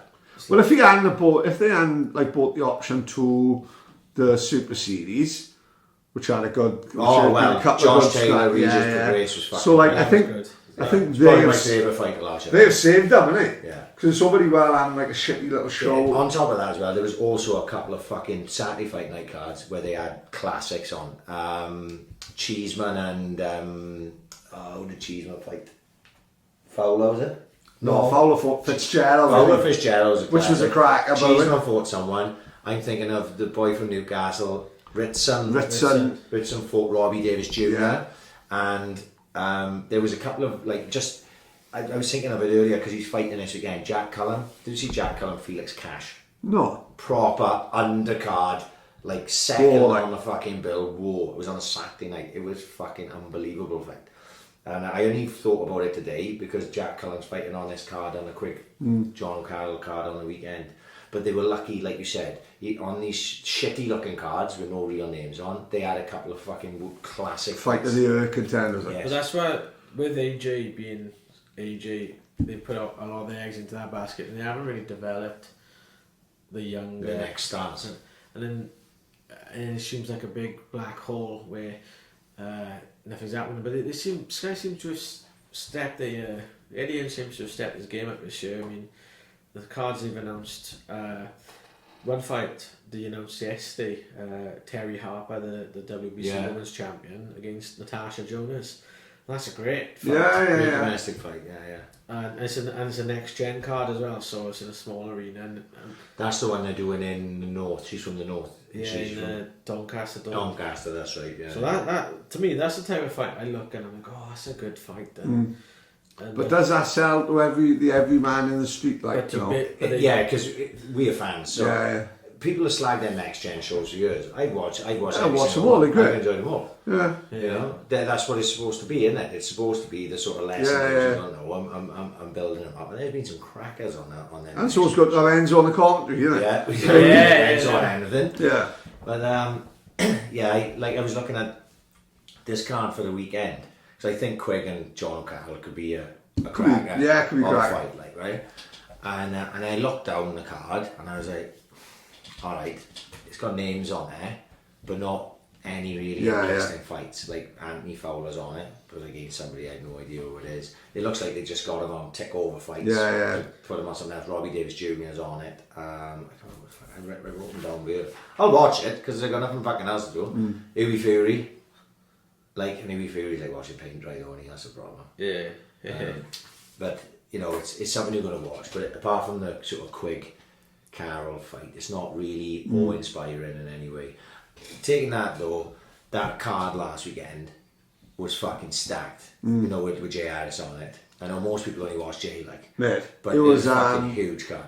When you look at that card last week, 3 world title fights on it. You know what I mean? And Joe Parker was Joe Parker. Like people saying, "Oh, Joe Parker's he's going to be co-main event." I went, "No, Joe Parker's on before Jay Harris." You know, and Joe Parker's ex-world champion. I'm thinking if he's on fourth down the list, that's a cracking card. You know, it was what a fight though. I watched it again last night before Tuesday. Amazing. Oh my God. Do you know what? We do the boxing show, monthly boxing show on the radio every first Monday, and it was so nice to have the first Monday of the month being just after this fight because that's all we talk about for an hour. And Derry Powell, right?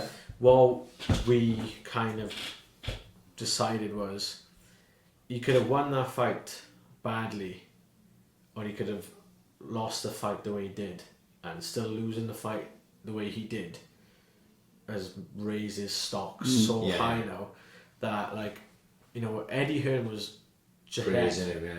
He will be a world champion. And if you look at the other guys in Jay's division, very beatable. And say a couple of years down the line, Jay rematches the guy he fought, Martinez. Now Martinez got hit a lot. I thought that he gets hit a lot. You can't. He's very square on, isn't he? Jay's a far better boxer, but the problem we've got is every time Martinez landed, whether it be on a shoulder, to the body, to the ear, to the face, it sounded like someone was hitting someone with a baseball bat, wasn't it? He's so heavy-handed and strong. The way he steps forward, Jake can hit a bit, and I'm sure he's stopped people at that weight class, but you can't compare their punch. No. And Jay was hitting him clean, and he was going tidy. He just kept moving. How long can that fight keep style? Because he had. Isn't he only young though? He's 26, 25, 26. He because his last fight was Rosales, wasn't it? And they had a right. Was it Christian Rosales? They had a right tear up as well. And I thought after that fight, he's got that style where he's gonna steamroll some people, but then he's gonna come up against someone like Jay, like that Rosales, where he may stop him in the end, but fuck, he's gonna take some shots because he'd burn out. I think he don't move his head at all. If Jay rematches in 3 years' time, Jay will just pick him apart because you can't keep up that style. Boxing is about hitting and not being hit. Jay is good at that. So he's such a good boxer to watch, but his opponent Martinez, he can't keep it up for that long. But then I was looking at the other people, the other champions in the weight division, and one of them was actually signed to MDK, South African fella. Yeah, that's right. Easy to fight me. The Charlie Edwards fight would be nice fight, fun fight. Yeah. And there's always like Selby as well. Another crack. I like. If Selby gets his life in order and finds a love for boxing, that'd be such a good fight to watch. Let's say Jay wins a world title, and I couldn't even tell you when's the last time two Welsh guys fought each other for a world title.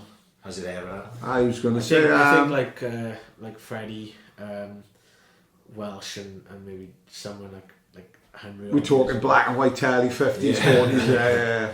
Talking like pre-telly, like it's really old, like 1905 around that time maybe. I just hope now that on that performance that he does sign with Matchroom. I know MTK is doing an amazing job, but I'd like to see him on Matchroom, on Sky Sports Fight Nights, build his profile. I think it's a life-changing fight for him, that. I think so, innit? Yeah, when you make that type of impression on the right people, I say like he lost very well, and which sounds mad thing to say, innit? But it's like in Pride in Japan, sometimes you'd see a fight and they'd fight their heart out, and then the crowd would give them a standing ovation, and people would always talk about how he lost well, and then give him extra chance. And I think Jay showed that warrior spirit that people really admire, and I think, and the flyweight division is a good division to watch as well. If you're a boxing fan, they are fights that you genuinely like. You know what I mean? But there's lots around there. Like Jay could probably step up and get more fights there and stuff. Because it's not, isn't he, 2 or 3 pounds in the weight division? I put it on Twitter. I don't know whether you would have noticed. Like there was a couple of things picked up from his old man. The round he went down, and he come back the corner, and his old man went, "Fucking hell!" And Jay went, "I know what I done wrong." And he went, he wasn't wrong apart from fucking that, and the commentator saying, "Excuse the language," from the Swansea boys. And at the end of the fight, Peter ran into the ring and picked him up. Yeah. And the microphone caught him saying, "My boy." Yeah. And I was thinking, don't know what, that's what it's all about. Like, I was Did fucking you see brilliant. the IFL interview with Peter and Guy Loggett? No. God, it's really good. Any Two good? of them, yeah. Right. It's only about 8-9 minutes, maybe. Yeah. And Peter goes, "Well, I am a biased dad." He goes, "I thought he won comfortably." Yeah. Because like I say, I watched the fight at the time, but fuck me, I haven't done that for a very long time. Of course, yeah. Right, because normally, like Fury and Wilder, I'll go and get my head down, set the alarm for 4 o'clock, get up and watch it. I do it with the big UFC. Like, one this weekend, randomly enough, I think I get up for that. Like. But the actual staying up, and I'd had a couple of swings, and I got to 11 o'clock, and I was like, if Jay's on at 2, I can make this. You know what I mean? Yeah. 2 o'clock roll around, I was fucking out. Well, I had it on the tablet and I went up to bed and I'm watching the fucking Joseph the Park fight, and I went, don't know what, I'm going back downstairs to make myself uncomfortable because I'm in bed here. I'm going to fall asleep. I literally wake up in the middle of cell block H. You know what I mean? I'm fucking going back downstairs like no pins in the eyes, taking jugs of water on my head. I was in Sweden and I was seeing who was up online, and I was like, I was just messing around and people like, "Have you got Sky Sports? Do you FaceTime me?" Do you want to go live and just can I watch your stream? And the world's 3rd richest MC, 1.2 million in the cars. I could find anywhere in Sweden, and funny enough,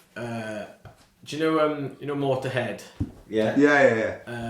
The guitarist is from Pontypridd, and Right, there we are. Fucking Learn right, something new go on. every day. his son's a friend of mine, like loves boxing, absolutely obsessed with boxing, and he was updating my status after every round, a round by round account. So I was just like watching. So I was like going back and forth Twitter, seeing the Boxing Wales updates, then going to see Tyler Campbell's blow by blow account on my status. Like, it was cool. Yeah. Like the old school teletext. I watched it again Tuesday night because, like, I obviously wanted to take it in again, and I still had Martinez winning. You know, I think Martinez won it. I think one of the scorecards was very unfair. Yeah, the one I don't know. I'm sure about him winning a fucking round. Be You fair. know, 3-4 rounds. Yeah. I think you can live with that. But what a fucking fight! And when he went down, and the boys would go, oh, maybe that's just the cumulative effect as well as everything else. And he come back and he just fucking tears. Yeah. He come back. He didn't win the round because he went down, but he come back and give a good account of Oh himself. my god! And like you say, you'd love to watch that again, wouldn't you? Oh, 'Cause it was fuck, fucking yeah, entertaining yeah. as fuck, like, you know. Yeah. But you know, like you say, he's impressed the right people, isn't he? You know, because that's all that people were talking about. And they say, I saw the Eddie in an interview, and he was like, "Fucking JR, it's unbelievable." Yeah. So, I mean, I don't know how well he's feeling right now. I mean, he just had a fight, but probably a bit sore, wasn't he? yeah, imagine the Matchroom got a show in Cardiff, May the That's 2nd. right. Lee Selby headlining, isn't it? Really? World title eliminator, I believe. Yeah. Oh, I see. Yeah. Cordina is on it. Cordina. Garlin's fighting. Wouldn't it be nice to get him on like a fucking touch-up fight, like Yeah, you know, okay, just to but put him out there, like. So if he's feeling good, I mean May's a bit away. January, February, March, April. Yeah, Just a 4-rounder against another guy decent level, and then his next fight then back world level. You know, and it'd be nice to see him on it. I think. Like Maybe, if you think about Jay's history, we all know he's good. The only person that didn't was Frank Warren, and Yeah, it's crazy, like, Yeah. and if Eddie's got the horn, and hopefully it'll work out better for Jay. But I'm so glad MTK took Jay. They done such an amazing job Yeah. with Jay Harris, because when he came on the podcast with us, he was signing with MTK, and the next day mate, we didn't talk about it on the podcast because he told us about it after it. He was like, "Look, boys, it fucking looks like I'm signing with MTK Global." And then in that period at the time, he just literally just went through the fucking roof, because Warren was fucking wasting him. I don't know how he could have that great fight with that Sombo, wasn't it? That's right, yeah. Real tough fight. There's the push, like, you know. Here comes the push next. And just got completely forgotten about it. It just fucking baffled me. And fair play to MDK come in and fucking, you know, next thing he's fighting for the, you know, the European and you know, like I say, that guy he fought, Charlie Edwards, boxed previous. I can't think of his name, not the Spanish boy, and Morales or whatever he was, and Jay did a much better job on him than Charlie Edwards did, you know, and like I say, that was the next step, and they built him brilliantly. So hopefully, you know, say if Eddie Earn signs, he'll be fucking landed. Yeah, I mean MTK will still manage him as well. Yeah, of course. And when MTK gonna fight wherever they with Warren or wherever they with Matchroom, they get looked after a lot better than any run of the mill manager, because I don't know, I think MTK got that influence, like, you know. Yeah, have you heard that? Yeah? Randomly, I go back to podcast. I heard a podcast. The BBC did a podcast about that a lot. Like, I wouldn't even fucking say it on the app. Fucking petrifies me. Like, yeah, heavy old mob. Like remember that weigh-in that got fucking busted in. Like, they all come in dressed as policemen, fucking shooting everyone up. I think it was Paddy Barnes run out the fire door in his kegs, didn't he? God help with it. You know what I mean? Yeah. My friend was on. My friend Andy. Is it Andy Butler, boxer from Bristol? He was on the scales in his pants, like, and you could see out the footage. Well, he was up there at the time. Yeah. He was, lumping fuck. What was with the shoot then? Yeah. Fuck, you know. The next day I saw, I was up in Bradford MCing an event, and I saw Carl Greaves randomly bumped into Carl Greaves, and he was there the day before. I was like, God, it's really good to see you. Like, really fucking good to see you. Like, I bet. And he was like, oh, Rick, from the distance from me to that wall, like I saw a guy just shoot someone in the head. I was like, wow. Just going to the fucking way and like Just everywhere. in the middle of the afternoon. Yeah. Yeah, maybe we shouldn't say any of this. Yeah. I'm working the We've got Hillary Clinton after us. She's we're on the hit list there. We've got the MPK after us as well. Well, she's a Welsh. She's a honorary graduate at Swansea Uni. She's down Fairy Hill, Fairy Kill we call it, do we? She's down there for the weekend having fucking brunch. We survived that. We survived the coronavirus. Exactly that. But did you see the video today of the Chinese people sneezing into their hands and rubbing it in the lift? no. Oh my lord, what a nasty bunch of fucks they are. Yeah. So there's CCTV in lifts, Right. right? Of Chinese people, the back-loving fucks who I turned my stomach the last couple of weeks seeing the fucking videos of people eating rats alive and all that fucking dirty fucks. So in these lifts you've got CCTV. So you've got a random man sneezing into his hand and rubbing in all the buttons, right?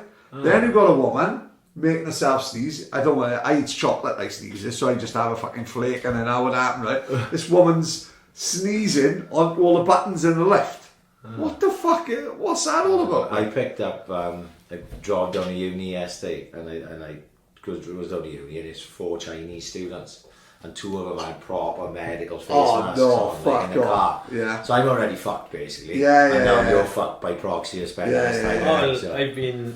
Ricky's been round the world. I told Tilly, Ricky's travelled the world MC. Tilly locked the bedroom door. She got a fucking bottle of Volvic over his head. No, like them. She got a fucking hazmat suit on. Yeah. She'd come down looking like the Hurt Locker. No, honestly, God, head to toe in fucking rubber. I jumped on the plane in Amsterdam. I connected, and I sat. Which you love doing, by the way. That's your favourite. Well, that happened by accident. Last year I did a show in Sweden, and I got to my airport, got to my connection, Amsterdam to Cardiff, and the woman said, we will give any volunteers €250 to catch a later flight. And I was like, so you're going to give €250 to what time's the next flight? 9. That's like 5 hours away. So you're going to give me €250 to spend 5 hours in Amsterdam? So long I can do in Amsterdam with €250. Sign me up. So I had a great time, and then I think the promoter noticed that and thinks, screw it, we'll save a bit of money. If Ricky wants 5 hours in Amsterdam, we put it in Amsterdam. Fucking brilliant. So like this time I didn't get 250 extra euros, but still went into town and do Amsterdam things. Mostly eating Belgian fries with mayonnaise on. But there we are. Best is, Ricky's a nice guy, isn't he? That's not what I would be doing in Amsterdam. No. I'd be eating something. I'd be eating fries off a fucking African prostitute's boobies. That's what I'd be doing, not anybody will act. And I still have change of my 250 quid. I'd be eating mushrooms and then I'd never make that fucking I'd be in the canals somewhere. Yeah, exactly. We did on a stag, and we went to a sex show, all of us on mushrooms. A couple on having sex on stage, and then there's us lot just feeling the walls like. We've never done Amsterdam, we? No. Definitely on the bucket list, isn't it? I'd go to Amsterdam. I don't know if I go with the boys though, because I think only that my daughter's giving it to all off that. Tell you, like my daughter's like on Instagram, she says, "Oh, do you know why I'd like to go to Amsterdam?" I'm thinking, that ain't the trip I was planning to the dam, like, you know what I mean? Never mind. How would you explain to 15-year-old what mushrooms are? Getting them on the cakes. Exactly, yeah. It's funny when I went to the mushroom shop. This guy obviously got a mushroom shop, of course. Oh, I don't know, it was just full of Welsh people. Really? The Bulldog Bar, like. So it was just like, where the market is where they sell tulips, they got like just a mushroom shop, and it's nowhere near like the red light district or anything. And I walked, kind of hard to found it. Went in there, it was like, oh, have you got Liberty caps like in like on the mountains in the Rhondda? So we got these Colombians. Yeah. And so we had a great time in Amsterdam on the next stag. We went back to our hotel and did them, and the hotel was like a hostel, was like it's like nothing special. But turned out into the best room ever. And we're like, let's go to town. So we all jumped on a tram, and the tram was like a roller coaster. So we were like, yeah. Thrown about. Alan Bradley from Coronation Street running away from it, like. Oh, it was a good trip, but yeah, Amsterdam, you got to go. I'd gone with my girlfriend as well, and we had a really nice romantic time and went to do all the coupley things, like Anne Frank's house, and it was really nice. But I went on a stag. What's Anne Frank's house like then?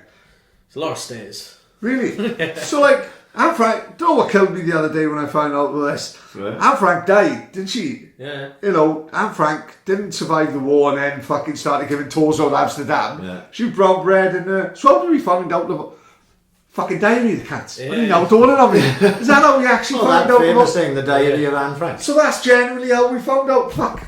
Diary of Anne Frank, Jerusalem's a real place. This is just a fountain of knowledge, this podcast. So you're telling me she died, and the only reason we know about her is the diary that was left behind. So like, she during the German occupation of Netherlands during the Second World War, she was hiding in an attic. It was her and another family hiding in this attic of this building, which is now the museum. And what's it like? Is it like quite exactly the same? And Yeah. I'm got a roller coaster flying through it, you know what I mean? Harry Potter and all animals, sponsored by Pepsi Max. there's like extensions and that where they've got like a gift shop and everything. But you're walking in, it's exactly the same house, and you're walking up and you're learning about certain things. There's little bits where you read like little passages, and then you get to it. Then you get to That's the big build up, fucking like. cupboard, like where you pull it apart, and that's where she lived. Thing is, I think it was only like they found her like about 3 months before the end of the war. So And then they She's killed her. really there, like. well, they didn't Oh, kill her. They didn't kill her. They took her to Auschwitz. Yeah, they took her to Auschwitz. No way, she went to the main place, like. And she I don't know whether she got gassed or whether she Rick, you're fucking killing me here, Rick, for fuck's sake. yeah. But her father was the only survivor, and then he found the diaries and then published them, man. And then it's a really cool thing. If you ever in Amsterdam and or take the edge off all. Yeah. Just, you've got on a calm morning, just go there for a bit. It's a lot of stairs getting top, and you see the same drawings on the wall from where she was there. I think I'll have to do that before the Mushroom Cafe. I We're probably won't in be the showing. fucking place, Yeah, yes. I won't be showing the utmost respect. You know what I mean? But it's just cool, and I want to go to Poland with my girlfriend and actually go to Auschwitz. Yeah, I think that's on everyone's list at the minute. Yeah. I went to Krakow for the weekend. Yeah, you didn't see Auschwitz, I didn't see Auschwitz, no, He no. nearly got fucking stabbed by a Polish gangster. Yeah, and like fucking yeah. Himmler. And then- Himmler was the last of his buddies. And then had a breakdown on the way home. It's one of them. Nice. Don't go. You can go to Auschwitz, or you can just go heavy, do what I did, and nearly die. Yeah. So don't do that. Same as the mushroom thing. Like there were twice I'd done mushrooms, and both times they've stuck with me for life. Up Aggie's house, wasn't it? Doesn't it make you a better person though once you've done it? I turned into a fallen scumbag. In fact, I think I definitely took a turn for the worse. Started shitting on Anne Frank's wardrobe and everything. Glastonbury was the one that nearly fucking split me up. My missus, like, I think I said about it before a few times, like, when we done at our mate's house, all we did was... We were enclosed. There was nowhere to really get into too much mischief, is the thing. I think that was the way to go. Yeah. We were all on the same plane. You know what I mean? Staring at the stars, going, fuck, it was a fucking wonderful night. Yeah. I did go to, my missus pulled me in, I had to go to a charity event hosted by Teddy Purdue. That was a fucking, in the Railwayman's Club. Yeah. That was an experience in itself. But if I remember, Aggie had like a little pond out his back garden. We was all in there as if we was in a hot tub. You know what I mean? This fucking koi carp nibbling on my bollocks and all that. But then in Glastonbury, it was a different fucking ball game. Like, I'll never forget, we got to watch Norman J in the afternoon. Had a great day in the sun, boiling hot. So hot, I fucking burnt my lips. Because I got Mick Jagger lips. I got lips like, what's Forrest Gump's bit? Bubba. I got lips like Bubba Gump, right? Blue. Yeah, so in the sun, my lips burn like fuck, like, you know what I mean? Really what year bad. was that?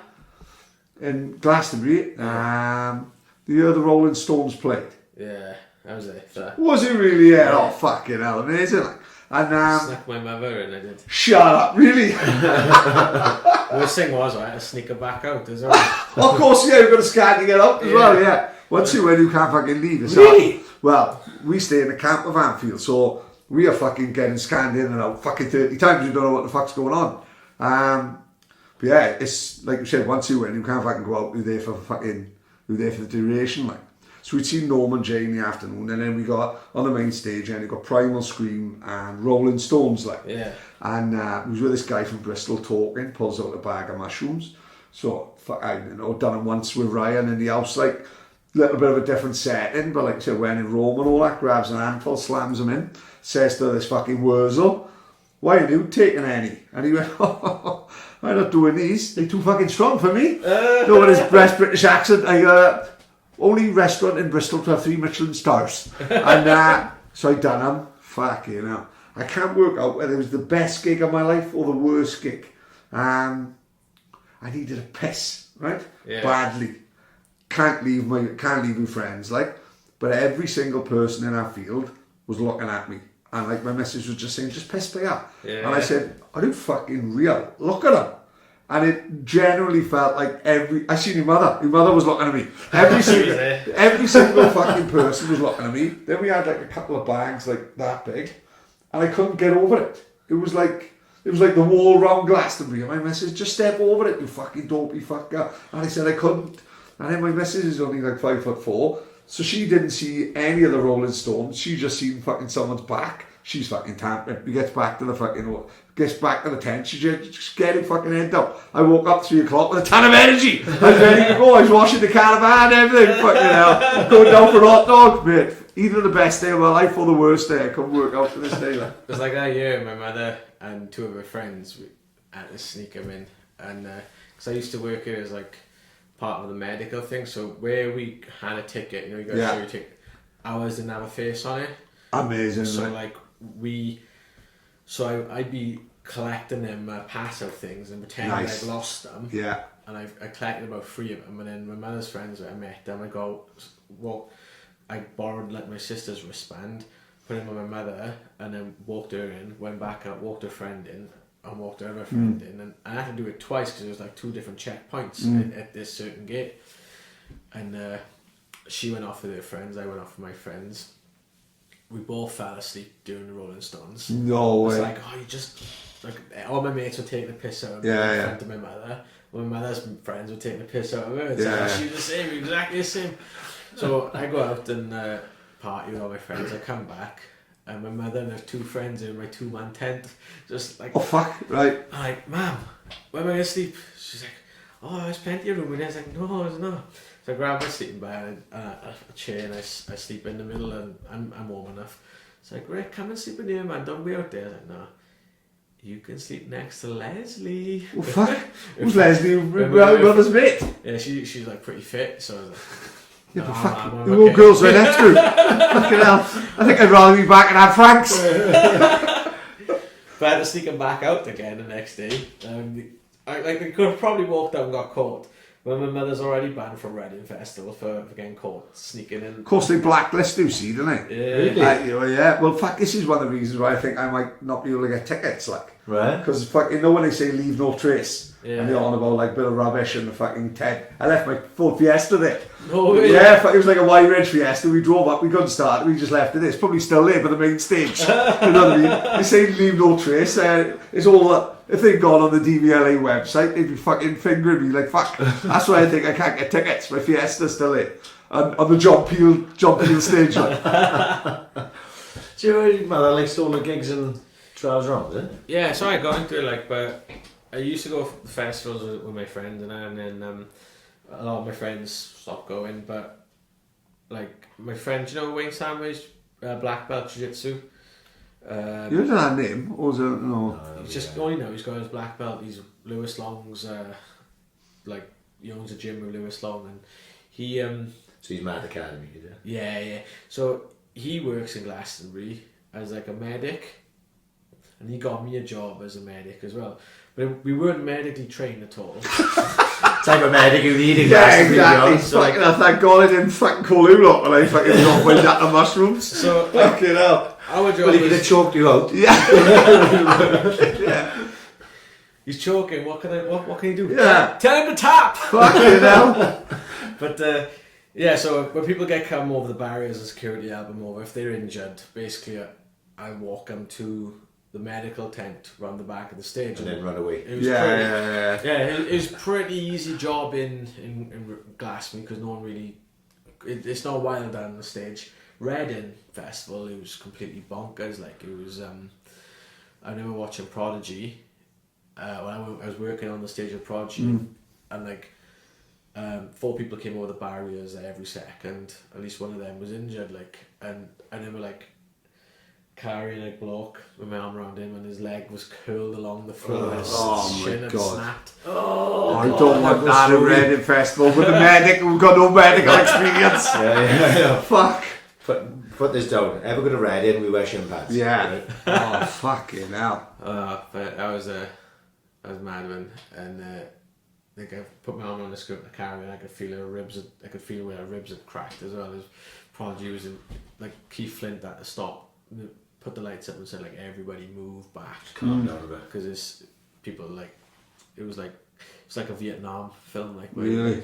Like he's Ready! Yeah. It was like that. It was like Painted Black is on in the background with the Rolling Stones in it. But I was a good job, but they sacked me. Once they asked for the medical history, like Well, you know the band Film for a Friend. Yeah. Well, one of the guys from Darren, he came out with me and my sister and my friend Rachel, and he was like, "Do you know I've toured, I supported Iron Maiden, I've been all around the world, and I've never done any drugs whatsoever." I was like, "Oh, okay, let's go find some acid." Yeah, why not? Yeah. Start at the top, innit? So we found some, and then we were watching the Chemical Brothers, and we were just stood there like, big light is show. this the stage? Is this the trip? Like, Yeah. And next thing you know, like, oh, no, it's definitely the fucking trip. It's Yeah. So we were out all night, all hours with him. But then he kind of, like, he had a guest pass through the medical staff as well. And he ended up texting them all this random shit through all the night, all the medical stuff. Yeah. And they've asked, what's happened to you? Oh, Ricky gave me acid last night. And Oh, fuck. he went home the next grass. morning. Yeah. I don't think he meant to be a grass. I think he's just being I just free think- about what he's done, like. And then, did you give Darren acid? And I was like, no. No, I'm just walking around with this 6-foot chicken. But, that was a great time. It was a great night. But I used to go glass. I did about 9 in a row. No way. Yeah. Thing about Glastonbury, I don't think people realise, it is actually full of nice people. Like, you won't see many fights in Glastonbury. One's just like fucking £250 a ticket. It's so hard to get tickets for. And it is quite like it's not like so much a working class festival as, like, you go to the Isle of Wight there and it's fucking raucous. It's fucking kids from Essex fighting like fuck. You know, in Glastonbury, it's quite a nice clientele, isn't it? You know what I mean? Yeah. It is actually nice people there, simply because of the price, how hard it is to get tickets, you know. You take families and all that. Yeah. It's just scumbags like us will ruin it then. Yeah. You know what I mean? Well, like, if you're under 12, you can go for free with Yeah. your parents. So, like, my sister was taping her boobs down. Yeah. That happened until she was 20. Yeah. We done the same. We tell you she was 12 and we were strapping 3 kilos of cocaine to her chest. She didn't have no tits at the time. She was 12, it didn't matter. The dog was going like, fuck, you just got to play the paedophile thing and call them dirty bastards. They see her through it. We were sorted it. Fucking play the paedophile. Fucking hell. I haven't been a Glastonbury for a while, man. It's just. You can't get tickets, that's why it's fucking nightmare. I think it's just gone a bit. The lineup. I look at the lineup. I can agree. Great for my daughter. She's into Stormzy and fucking Miley Cyrus. But for us, it was like to me Stormzy in the When that Glastonbury. lineup come out for 2019 Glastonbury, and I looked at it, I was like, you know, because I know I've never been, but I'll still watch everything on a regular. Yeah, I agree. It's a good weekend, isn't it? And I'm going through going, I watch the streets. But those streets are about 4 lines down. Yeah. And I remember going through and picking out maybe 4. Sam Fender was another one. That I sort of went, I'll go out my way to listen to that. The rest of them, I was like, I'm not interested in this. I think Taylor Swift is headlining one of the nights. I'm thinking, is that really Glastonbury? Or are we old fuckers? I don't know. You know No, what I mean? I think kids are wrong. Yeah. I don't think we're old Yeah. fuckers. I think kids are wrong. I think, you know, if you've got Bruce Springsteen, Foo Fighters, Rolling Stones... That's Glastonbury, isn't it? Liam Gallagher, Yeah. you know, headlining in Glastonbury. That's what it's about. You know, even you know, you can get away with it maybe on a smaller stage now, but when you got like, it started with Jay-Z, remember Jay-Z? Yeah, and then yeah. it sort of, actually Jay-Z set was actually pretty good, but like it, and then it's like as if, oh right, okay, we're gonna get now we're gonna put all them underneath. We'll put Liam Gallagher underneath Stormzy. Yeah, you know, yeah. we're gonna have Storm, and I don't think that's right. It should be the other way around, if anything, like, you know. Yeah. Or maybe, say maybe I'm getting old, but Maybe we are dinosaurs like I that. don't- No, kids are wrong. Kids Yeah. are completely wrong. You know, that's not what it's about, surely, is it? You look at the Reading Festival lineup, and that's even worse than Glastonbury's. I look at the Download Festival lineup, and I really want to go this year. Hopefully, I might be in Kazakhstan working. Yeah, of course. But it's just like I'm booked to MC in Kazakhstan, but apparently they might move the date. I don't know. And I'm like, I really want to go to Kazakhstan. How will the coronavirus affect you then, do you think? That's what I'm worried about. Yeah. My girlfriend was saying to It's me, going on to the way take down the about car, 7 countries. Well, no, what I'm saying is like you must sort of planning your head money wise with all this money like sort of guaranteed to come in. But if you lose X amount of bookings, you must think, fucking hell, all of a sudden then it's like turns into a tough year then, wouldn't it? I'd have Well, thought, like. I'm in the exact same conversation with my missus on the way down. I said to her, like, I'm not worried about getting the coronavirus and dying, because if I'm dead, I'm worried about surviving and having no money. Like, Yeah, exactly. Yeah. if I'm dead, it's the end of my worries. Exactly, yeah. But, She's there living in a flat, all her family down Portsmouth. She's there waiting in the queue for the toilet. but she's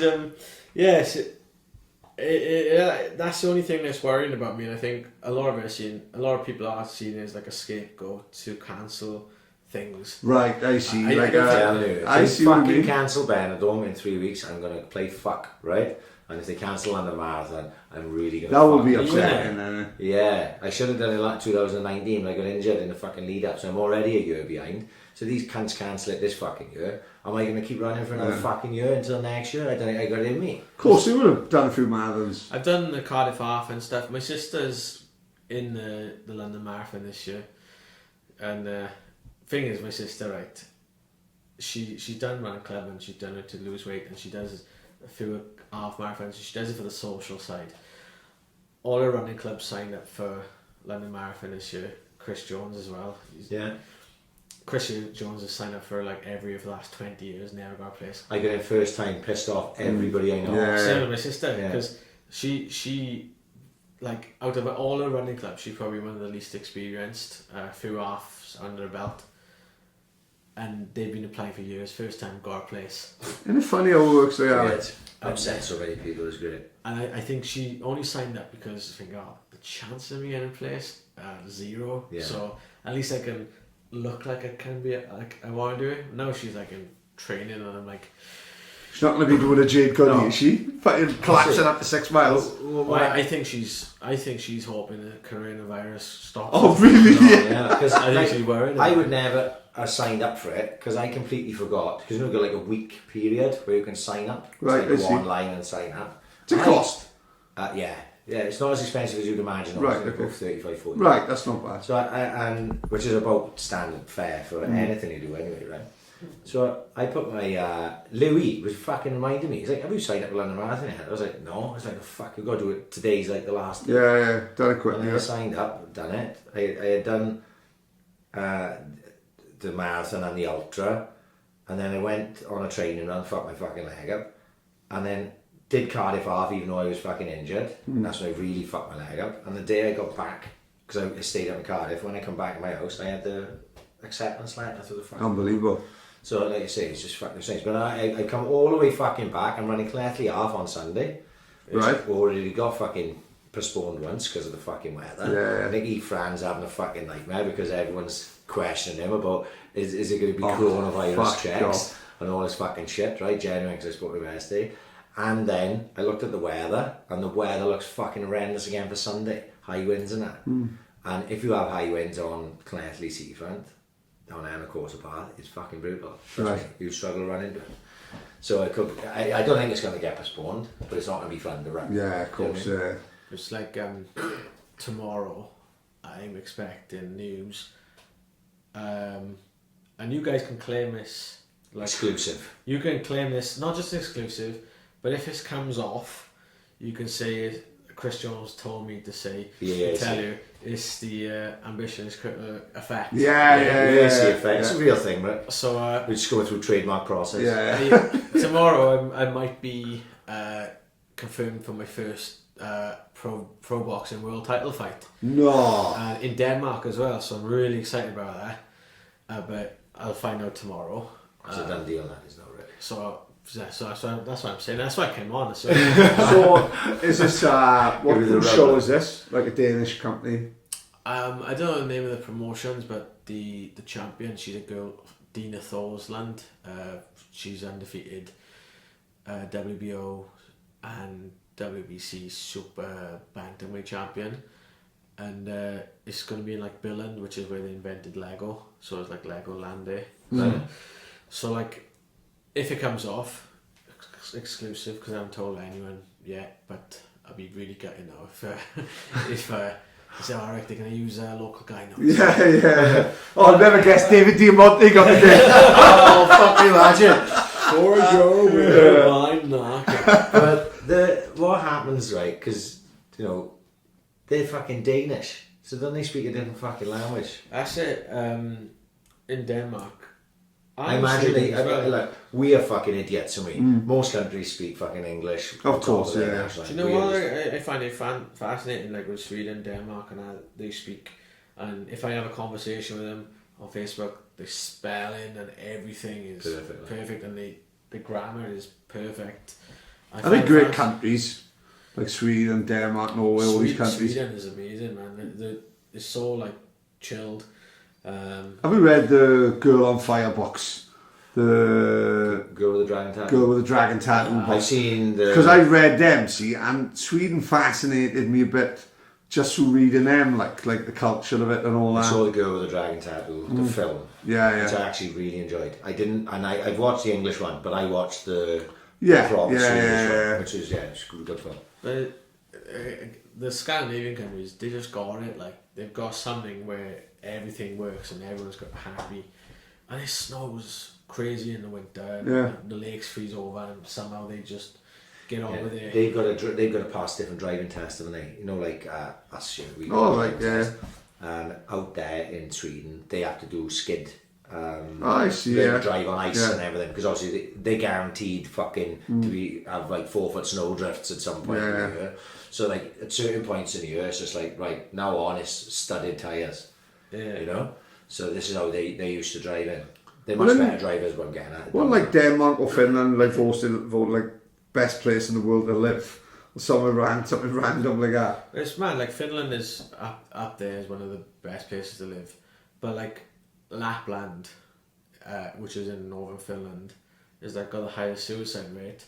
Really? Lapland? All the fucking elves jumping off the trees. Lapland, they got a big... Should be living in the happiest place on earth. There's only so much time in Santa's grotto. Well, it's like, it's so close to the North Pole, and in the winter is 23 hours of darkness. Right, okay, it's just constantly so like, depressed. You've got that SAD, that sad, people get seasonal affective disorder. They don't fuck well, they're going to have that really fucking bad. Yeah, of course, but in summer, then they get 23 hours of light. But that would spin you up as well, as well, And Santa's, let's be honest, Santa's probably a nonsense. He's probably freaking into the water. So many be flown through as well, like, you know what I mean? It's like Lapland is just like a fountain of knowledge today, you know. I found out Anne Frank and the suicide rate of Lapland. I would never have thought that at the beginning at 8 o'clock. It makes sense when you think of it. Yeah. But like Helsinki, the capital, is a bit more further down the south. They in the summer they get like 4 hours of darkness, so like people are up drinking, like eating al fresco. Imagine that beer garden, 11 o'clock in the night, because we used to go mad in the cross keys because they had their big eaters outside. Imagine living in there when you've got 23 hours a week. You won't know what fucking day it is. It's like the festival season in Finland, in Helsinki now. One of the international referees I work with, I met. He didn't come to an event that you said he was going to be. I was like, why isn't he? He was like, this year in Finland they've got a really good summer. He's not missing it. He's just partying all summer. Really? Yeah. Fine, good luck there. Can't fault then. So I've never been. Old Finnish Dave.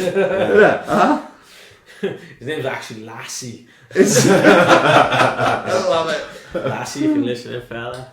Enjoy your Finnish summers. But yeah, Finland's meant to be amazing. Sweden, like, they really make the most of their summers. But anyway, it's good. It's not in the Scandinavia, but you know, Switzerland. When they last summer, Zurich. right.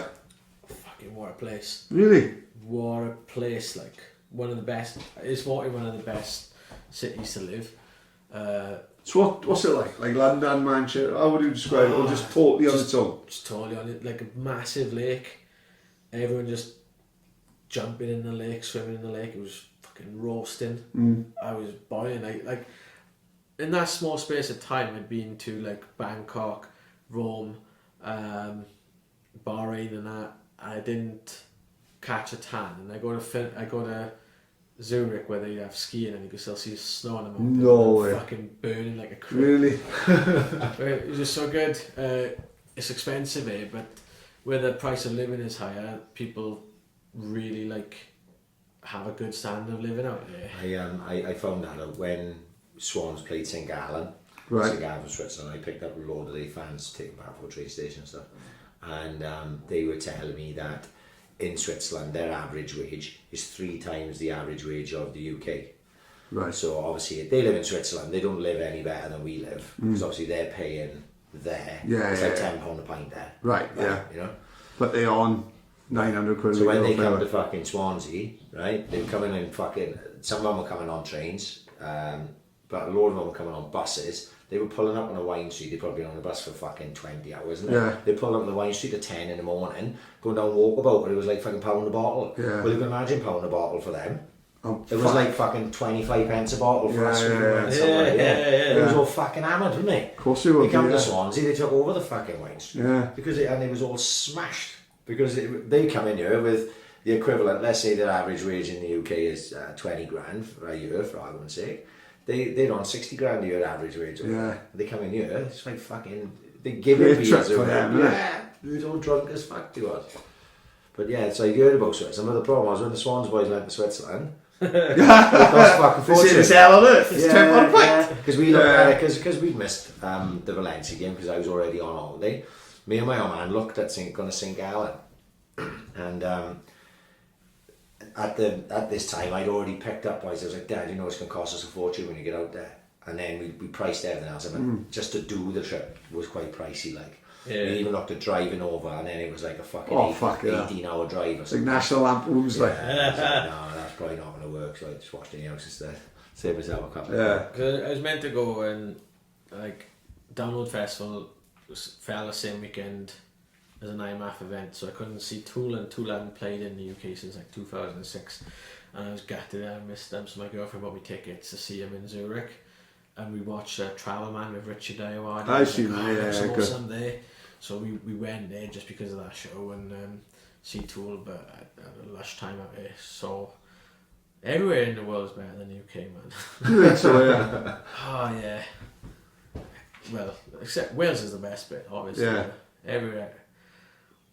Like Bangkok, that was a good one. How amazing is it that your job like takes you all over the world, isn't it? Yeah. And you're actually getting paid for it. That's Yeah. it is living the fucking It dream, is isn't it? absolutely You know what I living mean? the fucking dream. That's the thing though, at the moment it's like it's not enough still. I'm sound greedy, like proper greedy, but I just wanted, my ideal would be like, you know, fly out on the Thursday, come home on the Tuesday, Wednesday, home, fly back out on the Thursday every week. That's Is it just not the shows out there, those, you know?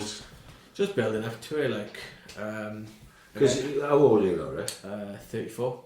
So you've been at it a long time now, so you're gaining a lot of experience at a young age. Because a lot of these MCs... Of course it is. 60s, you've yeah. got to, you know, for a higher profile MC, you've got to be the youngest, haven't you? Yeah?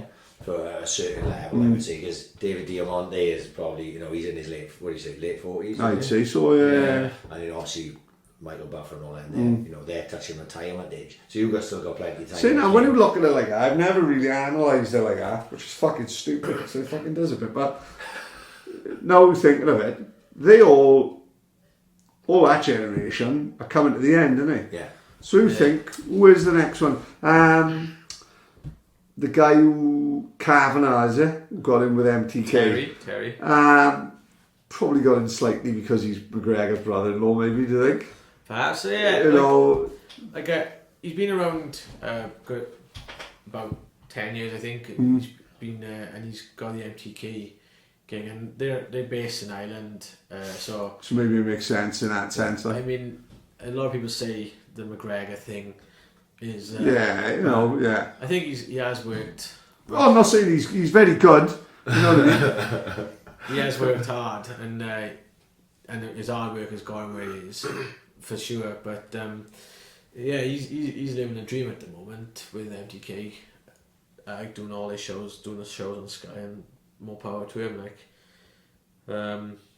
I met him in Cardiff last year. Nice guy as well. So, did you do those MTK shows in the Vale?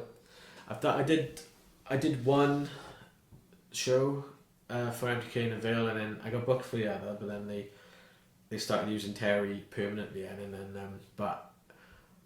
they asked me to do the drive-in for them, and I got fucking paid loads for that anyway, so I didn't mind.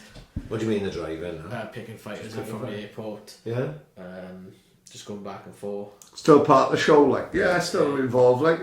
Probably got paid more, to be honest. Really? yeah. I'm pretty sure I did as well. Like, so I was going, you pick the fighters from the airport, take them to the hotel. Next day, you take them from the hotel to the venue, and then back in the night. And they supply the motor as well, like. Yeah. I use my own car. They just give me petrol, but I don't mind doing that. Like, I do the driving, it's good fun, and I'd rather MC. But I'm about to do the next show in Cardiff in a week's time. That's quite cool. If Terry can't do an MTK show, if it's 200 a night, they tend to use me. Like last year in Dubai, Terry had a show in the UK, in the York Hall, that was on Sky, and they asked me to do the Dubai show. Wow. On the same night, so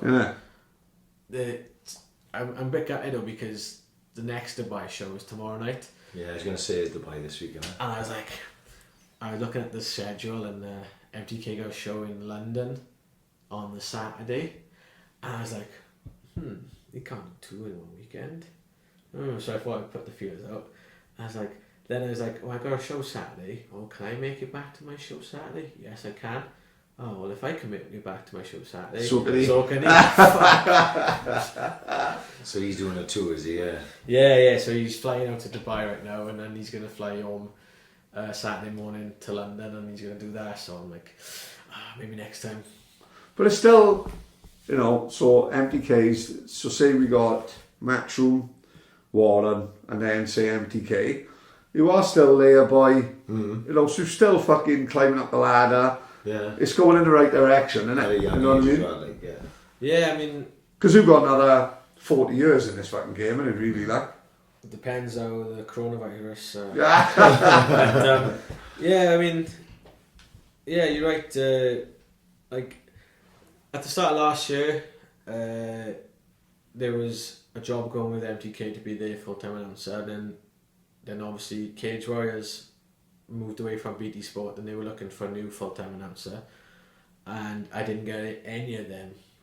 So who got the Cage Warriors gig, yeah? Howell Chaplin, he done all the Welsh undercards. So when Cage Warriors came to Wales, he's Jack Shaw's best mate and lives next door to Jack, so he done all the undercards, so it was the job, I guess, was right there. He'd worked with them before.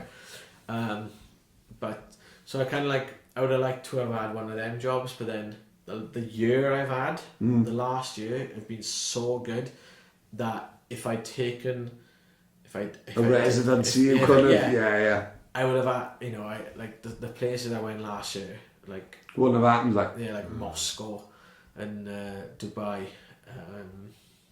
where else I go, Bangkok, Rome, I wouldn't have gone. And of course, yeah. My year last year, I got a work abroad 9 times, and I wouldn't have traded that for a residency, like you say, on one show. It's mad, isn't it? Like we always talk about the sliding doors thing, and how that's changed. If you if you'd have had that, you would have stopped you doing the Of other course you things, would have, yeah. So you wouldn't have had all them experiences, like, you know. Like, don't get me wrong, I'd love to have like a permanent residency where as soon as they announce a show, I know I'm booked and I'm going to worry about anything else. I know I'm going to be paid on time. And it's a dream, but I'm still enjoying the journey at the moment and doing different things. Like, it's like, you know, the experience of it is the travelling. I don't even give a shit. Some places won't pay as good as the other. Like, I just like going because it's a new place. Maybe one day I'll get that residency thing, but I don't really know which avenue I want to go down. And I want it. If I do a residency, like, I want the pay to be really good. Like Howell H, who got a Cage Warriors job, he fucked off all his other work just to do Cage Warriors, and I was like, "What are you doing, mate?" He's like, "Oh, with my work and with my girlfriend, I haven't really got time, so I'm just gonna do one promotion." And Cage Warriors only do about 12 shows a year, so I was like, if I MC 12 times a year, I couldn't live. I'd have to get another job. I need to do about at least 70 years just so I can have a decent standard just of living. Hit the 1.2 million in it, you know. So I can afford to. It's fucking Lamborghini park. So I can afford my driver and my gardener, you know. Yeah. And because it is tough, I bet. People see you on telly and immediately self-employment, isn't it? Yeah. Employed, they can just stop like that. Yeah, you know what I mean? that's it. I mean, do you know Craig Stephen, who Scottish guy. Yeah. Craig's like my mentor. About 6 years ago, I reached out to Craig. I was like, "Craig, I've been MCing this time long. I've come to a bit now. Where can I go from here?" And he kind of took a look at me, said, "Oh, why don't you try this instead of this? See how this sounds for you." Kind of turned me into like refined me a bit. So when I used to be quite animated and sharp, he taught me how to be more slick, and then through all he's taught me, I've got more work with TV and different things through, and I thank Craig for all that, because he's been amazing. But Craig has always said to me, like, "Rick, it will all stop. It could all fucking stop. All this could stop." Like, because at the time he was working all the Sky shows. Really? He's working all of Cyclone shows. Yeah. David A shows. He was on TV every fucking week. Craig was, and he was. I was like, "Oh, you living the dream. You fucking made it." Craig was like, "Oh no, Rick, this could all stop."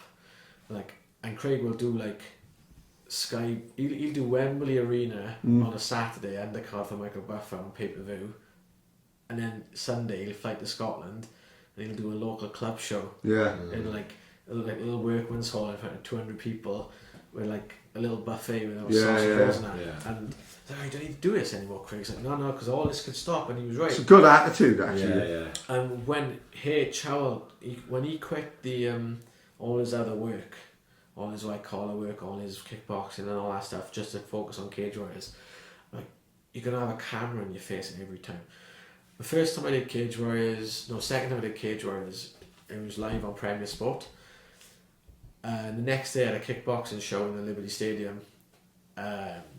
Becky was like my girlfriend, and she said, like, "And you're gonna be in a bit of a come down. I mean, last night we were on Cage Warriors, did a world title fight live around the world on UFC Fight Pass, and now you're going to Swansea for like a few kids kickboxing." I was like, "Beck, I can't fucking wait." Yeah, I bet, yeah. Like, there's no camera on me. I can have a laugh. I can sit around. I can wind people up in the crowd and pick, like, take a piss and that. Yeah. And you know when you do like white collar stuff, you go in the red corner and the blue corner, and because it's Swansea, I go in the blue corner and I'll go, "I never thought I'd hear a room full of jacks cheer for the Blues and that," and they'd all fucking go. I can do that, it's A bit more free. yeah, and I love it. Like, I love the TV and it's where I want to be, but if I want something new and practice something, and like, the thing I'm trying to practice now is to like not look at my cards as much, so I can stay on the camera. So I'm trying to memorize as much as I can and stay on the camera until the camera's facing the boxes and I can look as close as I want to my cards. But so I'm trying. I had to practice that. I practice that all. If I forget, if I remember something wrong or I say something wrong, trying off my memory, it doesn't matter, because I'm in Swansea. in front of a bunch of grannies and coming to see their kids fight kickboxing. But then again, a lot of the big shows could just stop hiring me they might listen to me on this podcast say things like shit, and they might not want to use me anymore. Anything could happen, and then I'll always have them to fall back on, you know. And they do bread and butter, isn't it? Yeah. That's what it is. yeah, Isn't it? and it's And don't forget, after this podcast, I have no doubt that he'll be hosting the Anne Frank Museum tour in the Netherlands. You know what I mean? Yeah, well, that's the dream of mine. That is. But like, you know, I've watched. I've never been to a Budo show, but I watch the streams. Usually, I'm at another show watching a stream, and there's a fight on in the ring, and I'm like, if that's someone I know is fighting on, and I see how much you enjoy it when you MC it. It's just like Great fun. yeah, If anything, the Budo shows are probably my version of like the serious ones that you talk about, like the white collars. Carnage. I can't really say about David Diamante. I'm up on the fucking ring singing Sweet Caroline. But in the white collar, like say like Chris Ware will have a white collar show.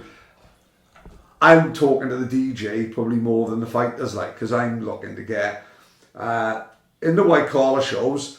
The actual fight itself is probably secondary to me to thinking about everyone out in the audience having a great night. Like, it's great if they sell a load of tickets. That makes your life a hell of a lot easier because you will build them up.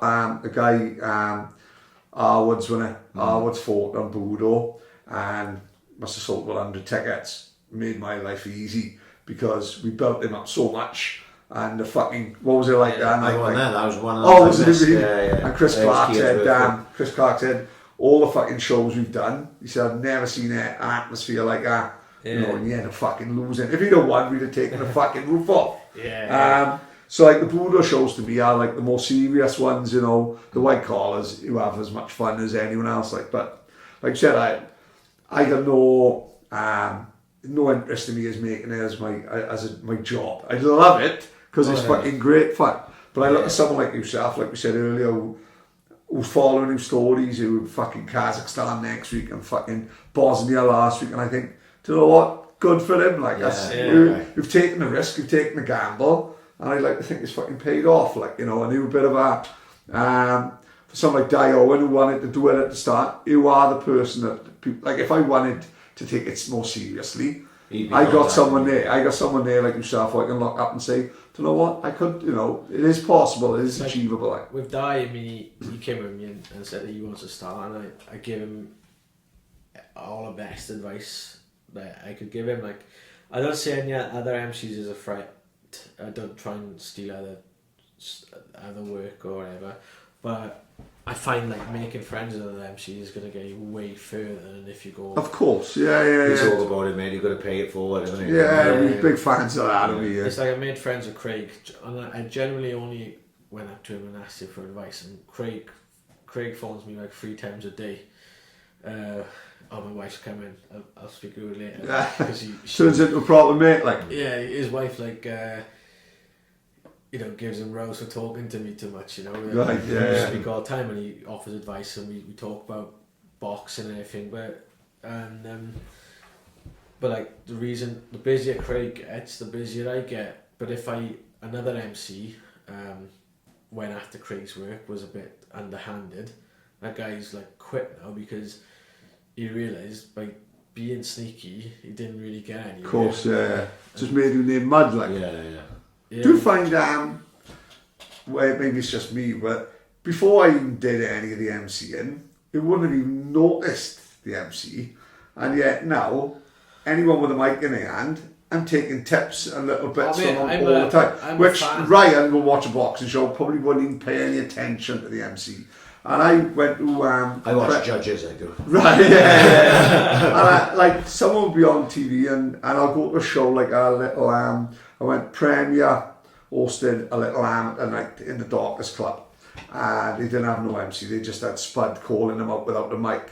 And I was looking around thinking it was packed, it was rammed. They didn't have music on, a proper old-fashioned boxing show. And I'm looking around thinking I could do something with this tonight. Yeah. Because usually I would like 5 years ago I wouldn't have even given a No, second no. thought, but I'm looking at it thinking, if we could have a DJ there now and me in there, there's so many people in there supporting so many boys, we could get a fucking bouncing in here. You know, that's funny that like I noticed Joe Rogan hosts the weigh-ins. Yeah.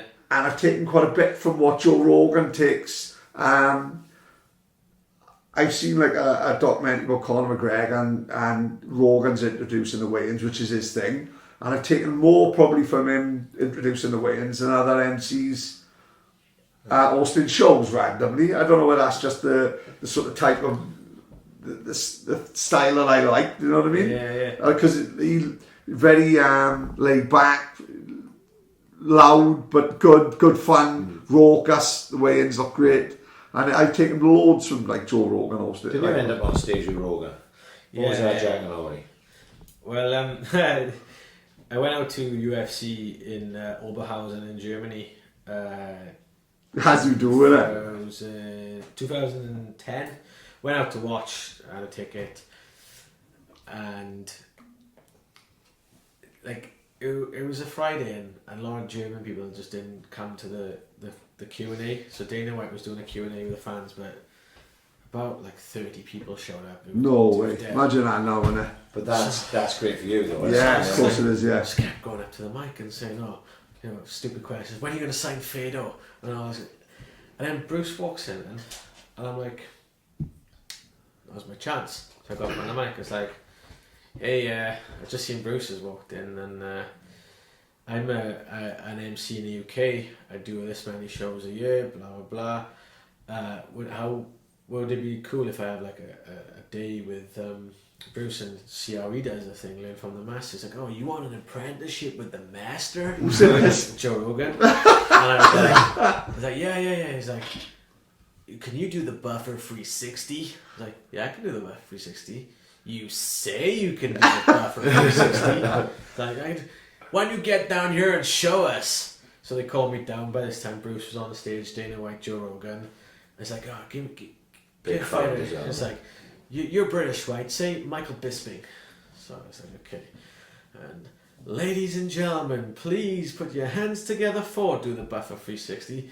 Michael, the Count Bisping. Everyone's going fucking nuts.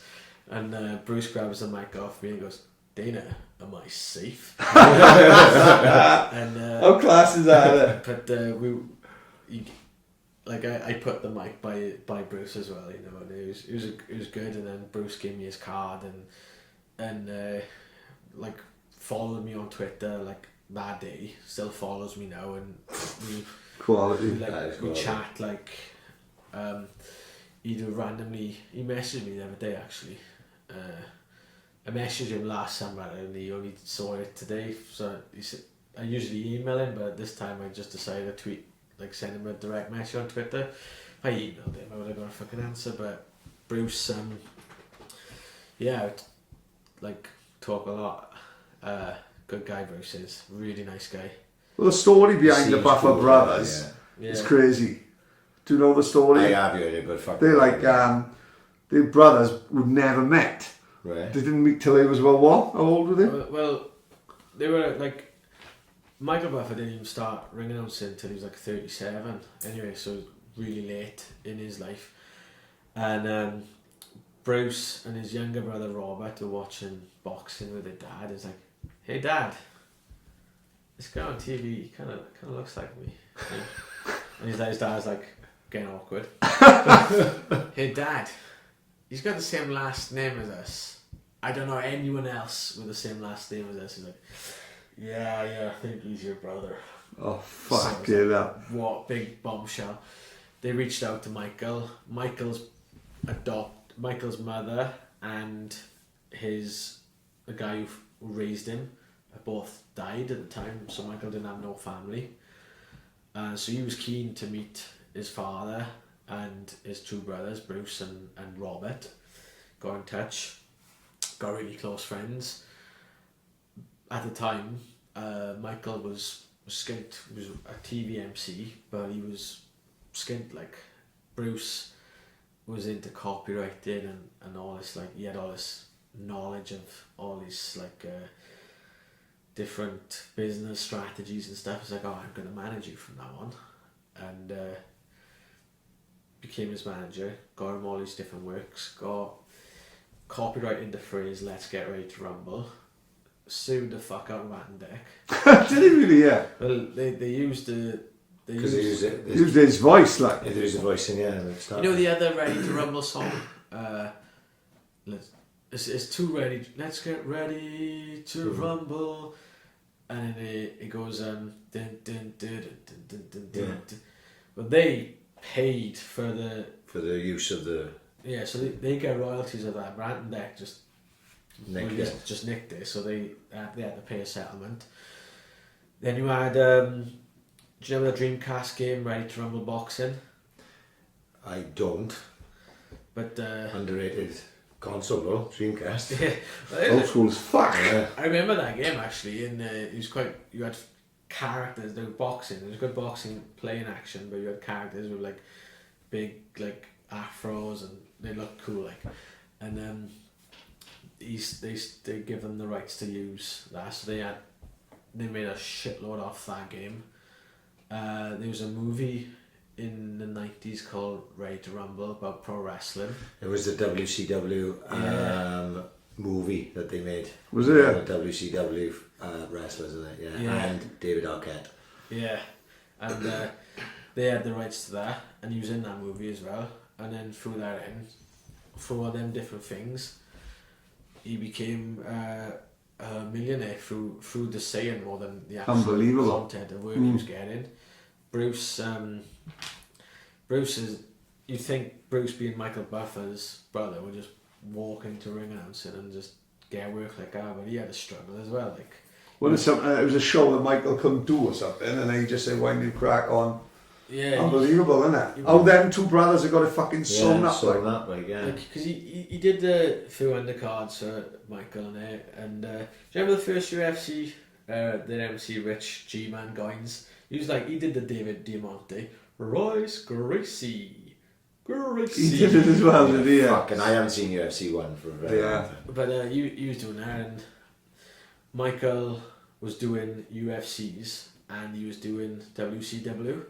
Of course, WCW had a problem with Michael doing UFC because UFC's catchphrase was "as real as it gets," Right. and obviously you're doing pro wrestling, which isn't real at all. So like they said, you can't do this. You can't do real fighting and then choreographed fighting. You have to choose one or the other, and he chose WCW Because they were paying fortunes at the time, weren't they? Yeah, Really? Yeah, they were paying all the wrestlers big guaranteed contracts. Basically, Right, yeah. they sunk the fucking company, didn't it? But I remember when Michael Buffer was MC Really? for them, yeah, because they were pushing for big, you know, when they had Hogan and Nash and all that, they were paying them big money. But then Michael did that. Bruce did a few UFCs when Rich G-Man Goins couldn't make it. But Rich Goins was still the man. Once Buffer, Michael went back to WCW. And then Friends then were doing a UFC episode where Monica's boyfriend... That's right. had It a was UFC John fight. Favreau, wasn't it? Right, that's right. Yeah. And Rich Goins weren't available for it, so they asked Bruce, "Can you fill in?" Oh, What a what thing! sliding What a doors thing again. to not be available I for. know. So like, Friends, Bruce, like the biggest show in the world. so Bruce does it, and Bruce said just what you said. Look, like guys, Friends is the biggest show of all time. You got thousands of new fans who are gonna watch UFC for the first time. They're gonna associate my face with Friends. Like, stick with continuity. You should use me from now on, and they agreed. And from then on, from the episode of Friends on, he became the number one and only. Unbelievable, isn't But like, if Rich Goins could have done that episode, like, you never know. It's like the Forgotten Man. Of course, yeah. So like, now Bruce, that was like 20 years ago, and you think of ring announcers, you think of Bruce and you think of Michael. Don't get me wrong, you got Jimmy Lennon who's up there. But I don't think we know Jimmy Lennon is. I don't think the average man is casual. street. Yeah. Yeah. So like, everyone, if you're into MMA, people say, "Oh, people say, "Oh, you're the next Bruce Buffer." People in boxing, "Oh, you're the next Michael Yeah, Buffer." And you probably get it as well. Like people say, "Oh, he's the Swansea's Bruce Buffer. He's the Welsh Bruce Buffer." I get the fucking Swansea's twat. I get village idiot. It's crazy how the story of the Buffer brothers. Unbelievable, yeah. Fucking tremendous. It was And, fucking real learning No, I experience. know, isn't yeah. it? But Bruce, great guy.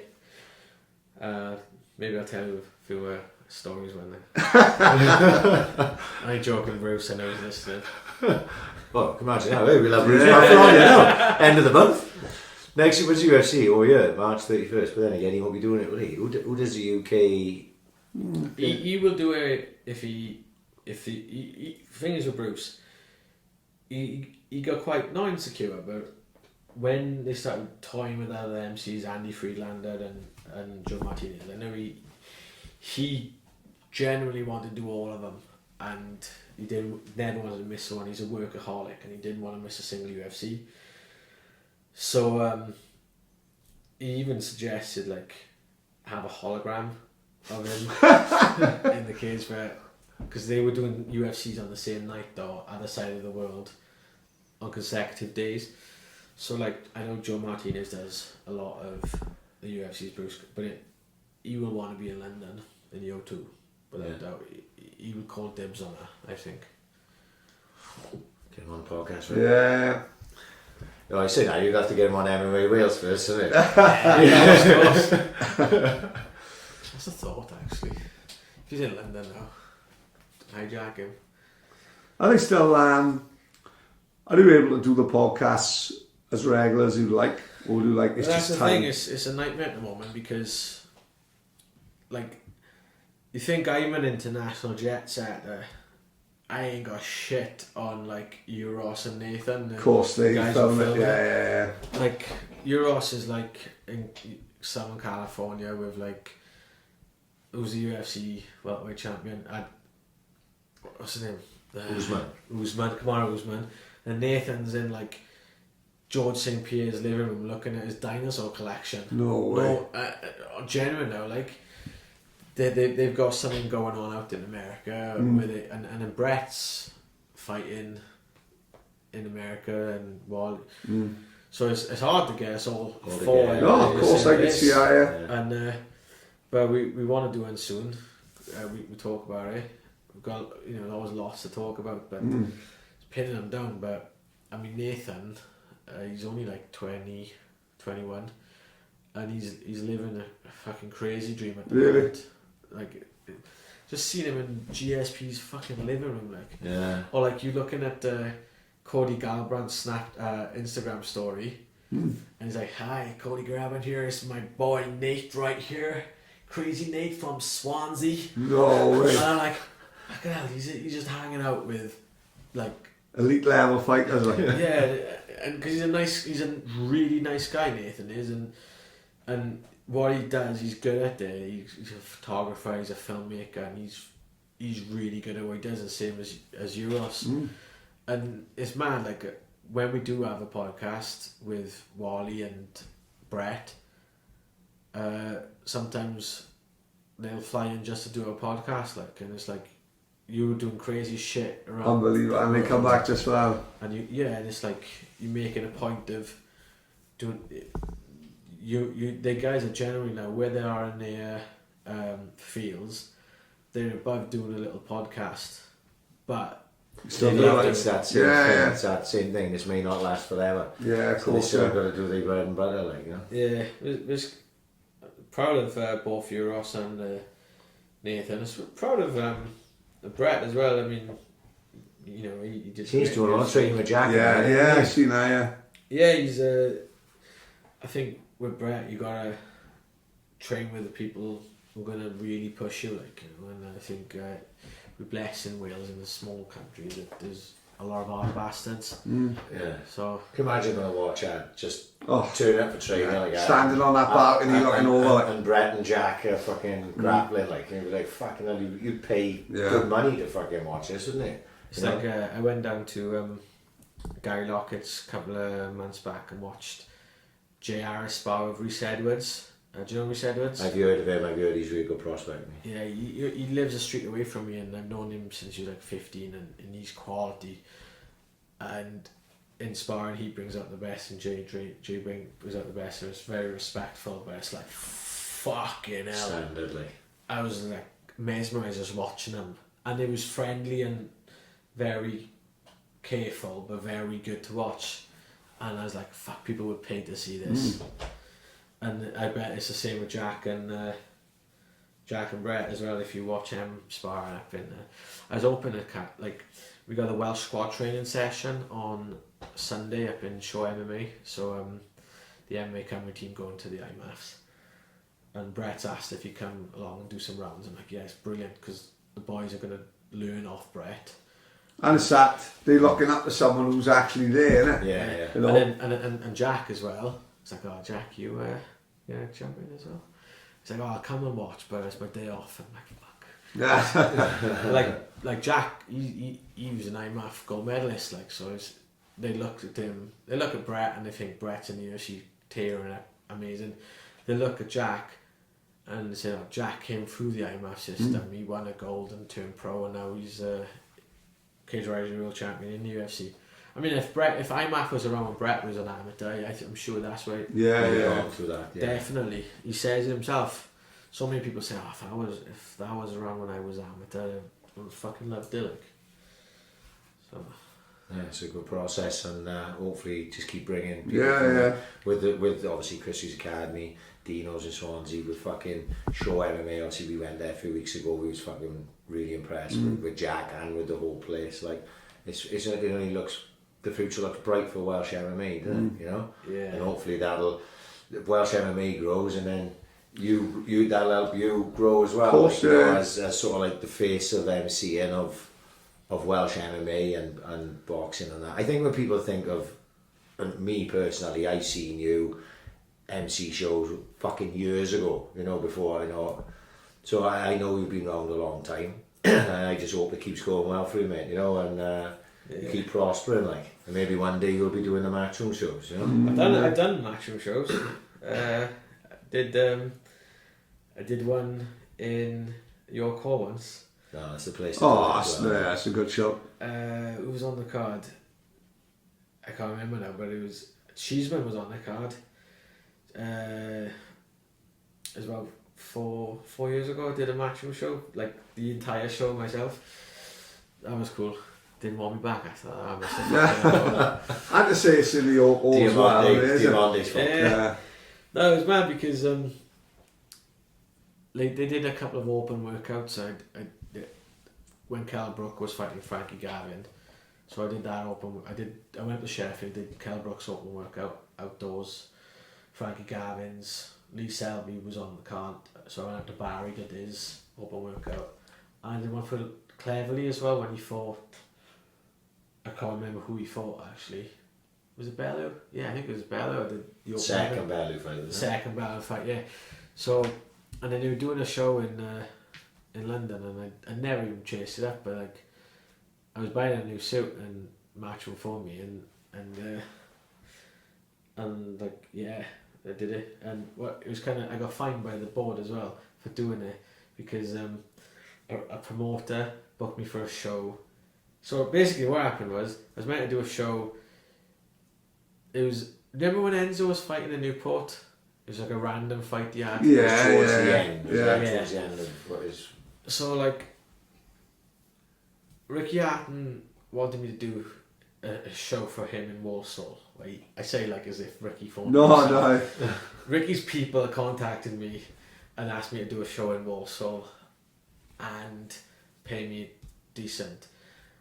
But there was a show in Newport, Enzo was fighting, and I was like, oh, Enzo Macronelli, and he said, can you do it for 150? And I was like, fuck it, it's Enzo Macronelli, I'll do it. It's a dream of mine to MC him. And then promoter phoned me up on the Monday. I was like, Rick, I'm staring down a barrel of a loss, and I lose a lot of money on this show. I can only give you 50 quid. I'm like, fuck, I turned down Ricky Hatton's event for this just because of Enzo. Now he's fucking stripping £100 off me, and like, fuck, I need to do it. It's too late to get another show. And then the next day, Matchroom phoned me. He was like, "Oh, Rick, can you do our show in London?" I was like, "Oh, it's like £400." I was like, "Yeah," and I knew that Simon Goodall, who builds the rings, has an MC license, and he was going to be building the ring in Newport. So I was like, perfect. He's going to be there anyway. I'll speak to Simon. And he's staying on a Barrow of a Loss. Simon, whether he builds a ring or not, he still MCs. Like he'll say the £400 a ring and the sound system, no extra charge to MC. Fantastic. And everyone's a winner. Everyone's a winner. The promoter doesn't have to pay me 50 quid.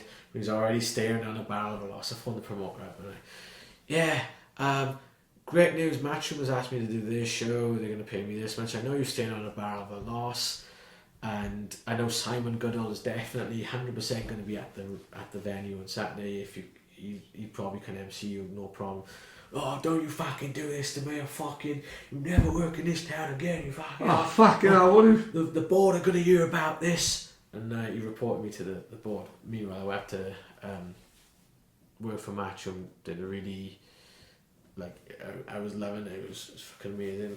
At the time, like £400 was the most I'd ever been paid as well, so I was like, took my girlfriend's dad out for food. Negative rating. Down in Portsmouth the next morning, flashing the cash. It was fucking cool. And then I get a letter from the board and invite me to see to go to their office, and they basically said it's a breach of contract. I said, yeah, but what about him? He said that he was going to give me 150, and then he's going to give me 50. What the fuck, like? So I go, well, if you write him a letter of apology, we let it go. I'm like, no, I've got nothing to be apologised for. So I go, well, we're going to have to find him out. I was like, hang on, where's that money going? To him? It's like, oh, no, it's going towards the Xboxers Association. Here's £100. Because I'm still flashing the cash at the time, because it's like, here's £100, just leave it there, like, because he won't get anything off me, so I was happy with that. So I've still got £500 for breach of contract. Well, as you said, if he's knocking him down a winner, you've got to look after himself a little bit, you know. But the thing is as well, Dale Evans was on that card in report where Enzo fought originally.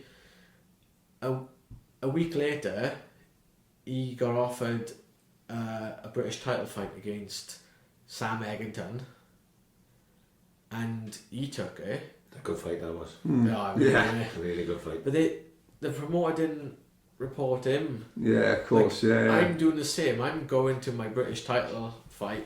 My Matchroom is a dream to work for him. I'm going to Matchroom to work. He's going to Matchroom to work. Surely, like, the amount of tickets Dale Evans was going to sell, he'd probably sell he's a big ticket seller as well. He'd probably sell 100 tickets. He's not losing money on me. In fact, he's saving 50 quid. But like, just because I'm an MC, fucking pick on Ricky Wright. Yeah. Like, I'm glad Dale didn't get reported or anything, and they probably the board would turn around and said, no, it's a fucking opportunity for Dale's British title fight. Fuck off. But it's also an opportunity for yourself as well. Cool. Yeah, and I felt the same as Dale because I'm an MC and I'm young or whatever. I felt like not the board, but the promoter. I could have just wrote him a letter of apology, but fuck him. Rick, it's been a fucking pleasure. Brilliant, mate. Absolute pleasure. Anytime. I enjoy doing podcasts. Good. Yeah, well, I've definitely got a knack for talking. Yeah. Well, it was one of them. What did we say the other day, didn't we, when we said, fucking Ricky Wright, March the 5th, and we both went like that. Be a fucking dawdle. Dawdle. Absolute dawdle. Rick, thank you very much, mate. Amazing. Lovely to meet you. Lovely to have you on. Let me know if I get this world title fight. It's fucking nailed on. It's on, Don't mate. fucking worry about it. Pat, no more? No. We're out. Yeah, we'll be back next week. Peace.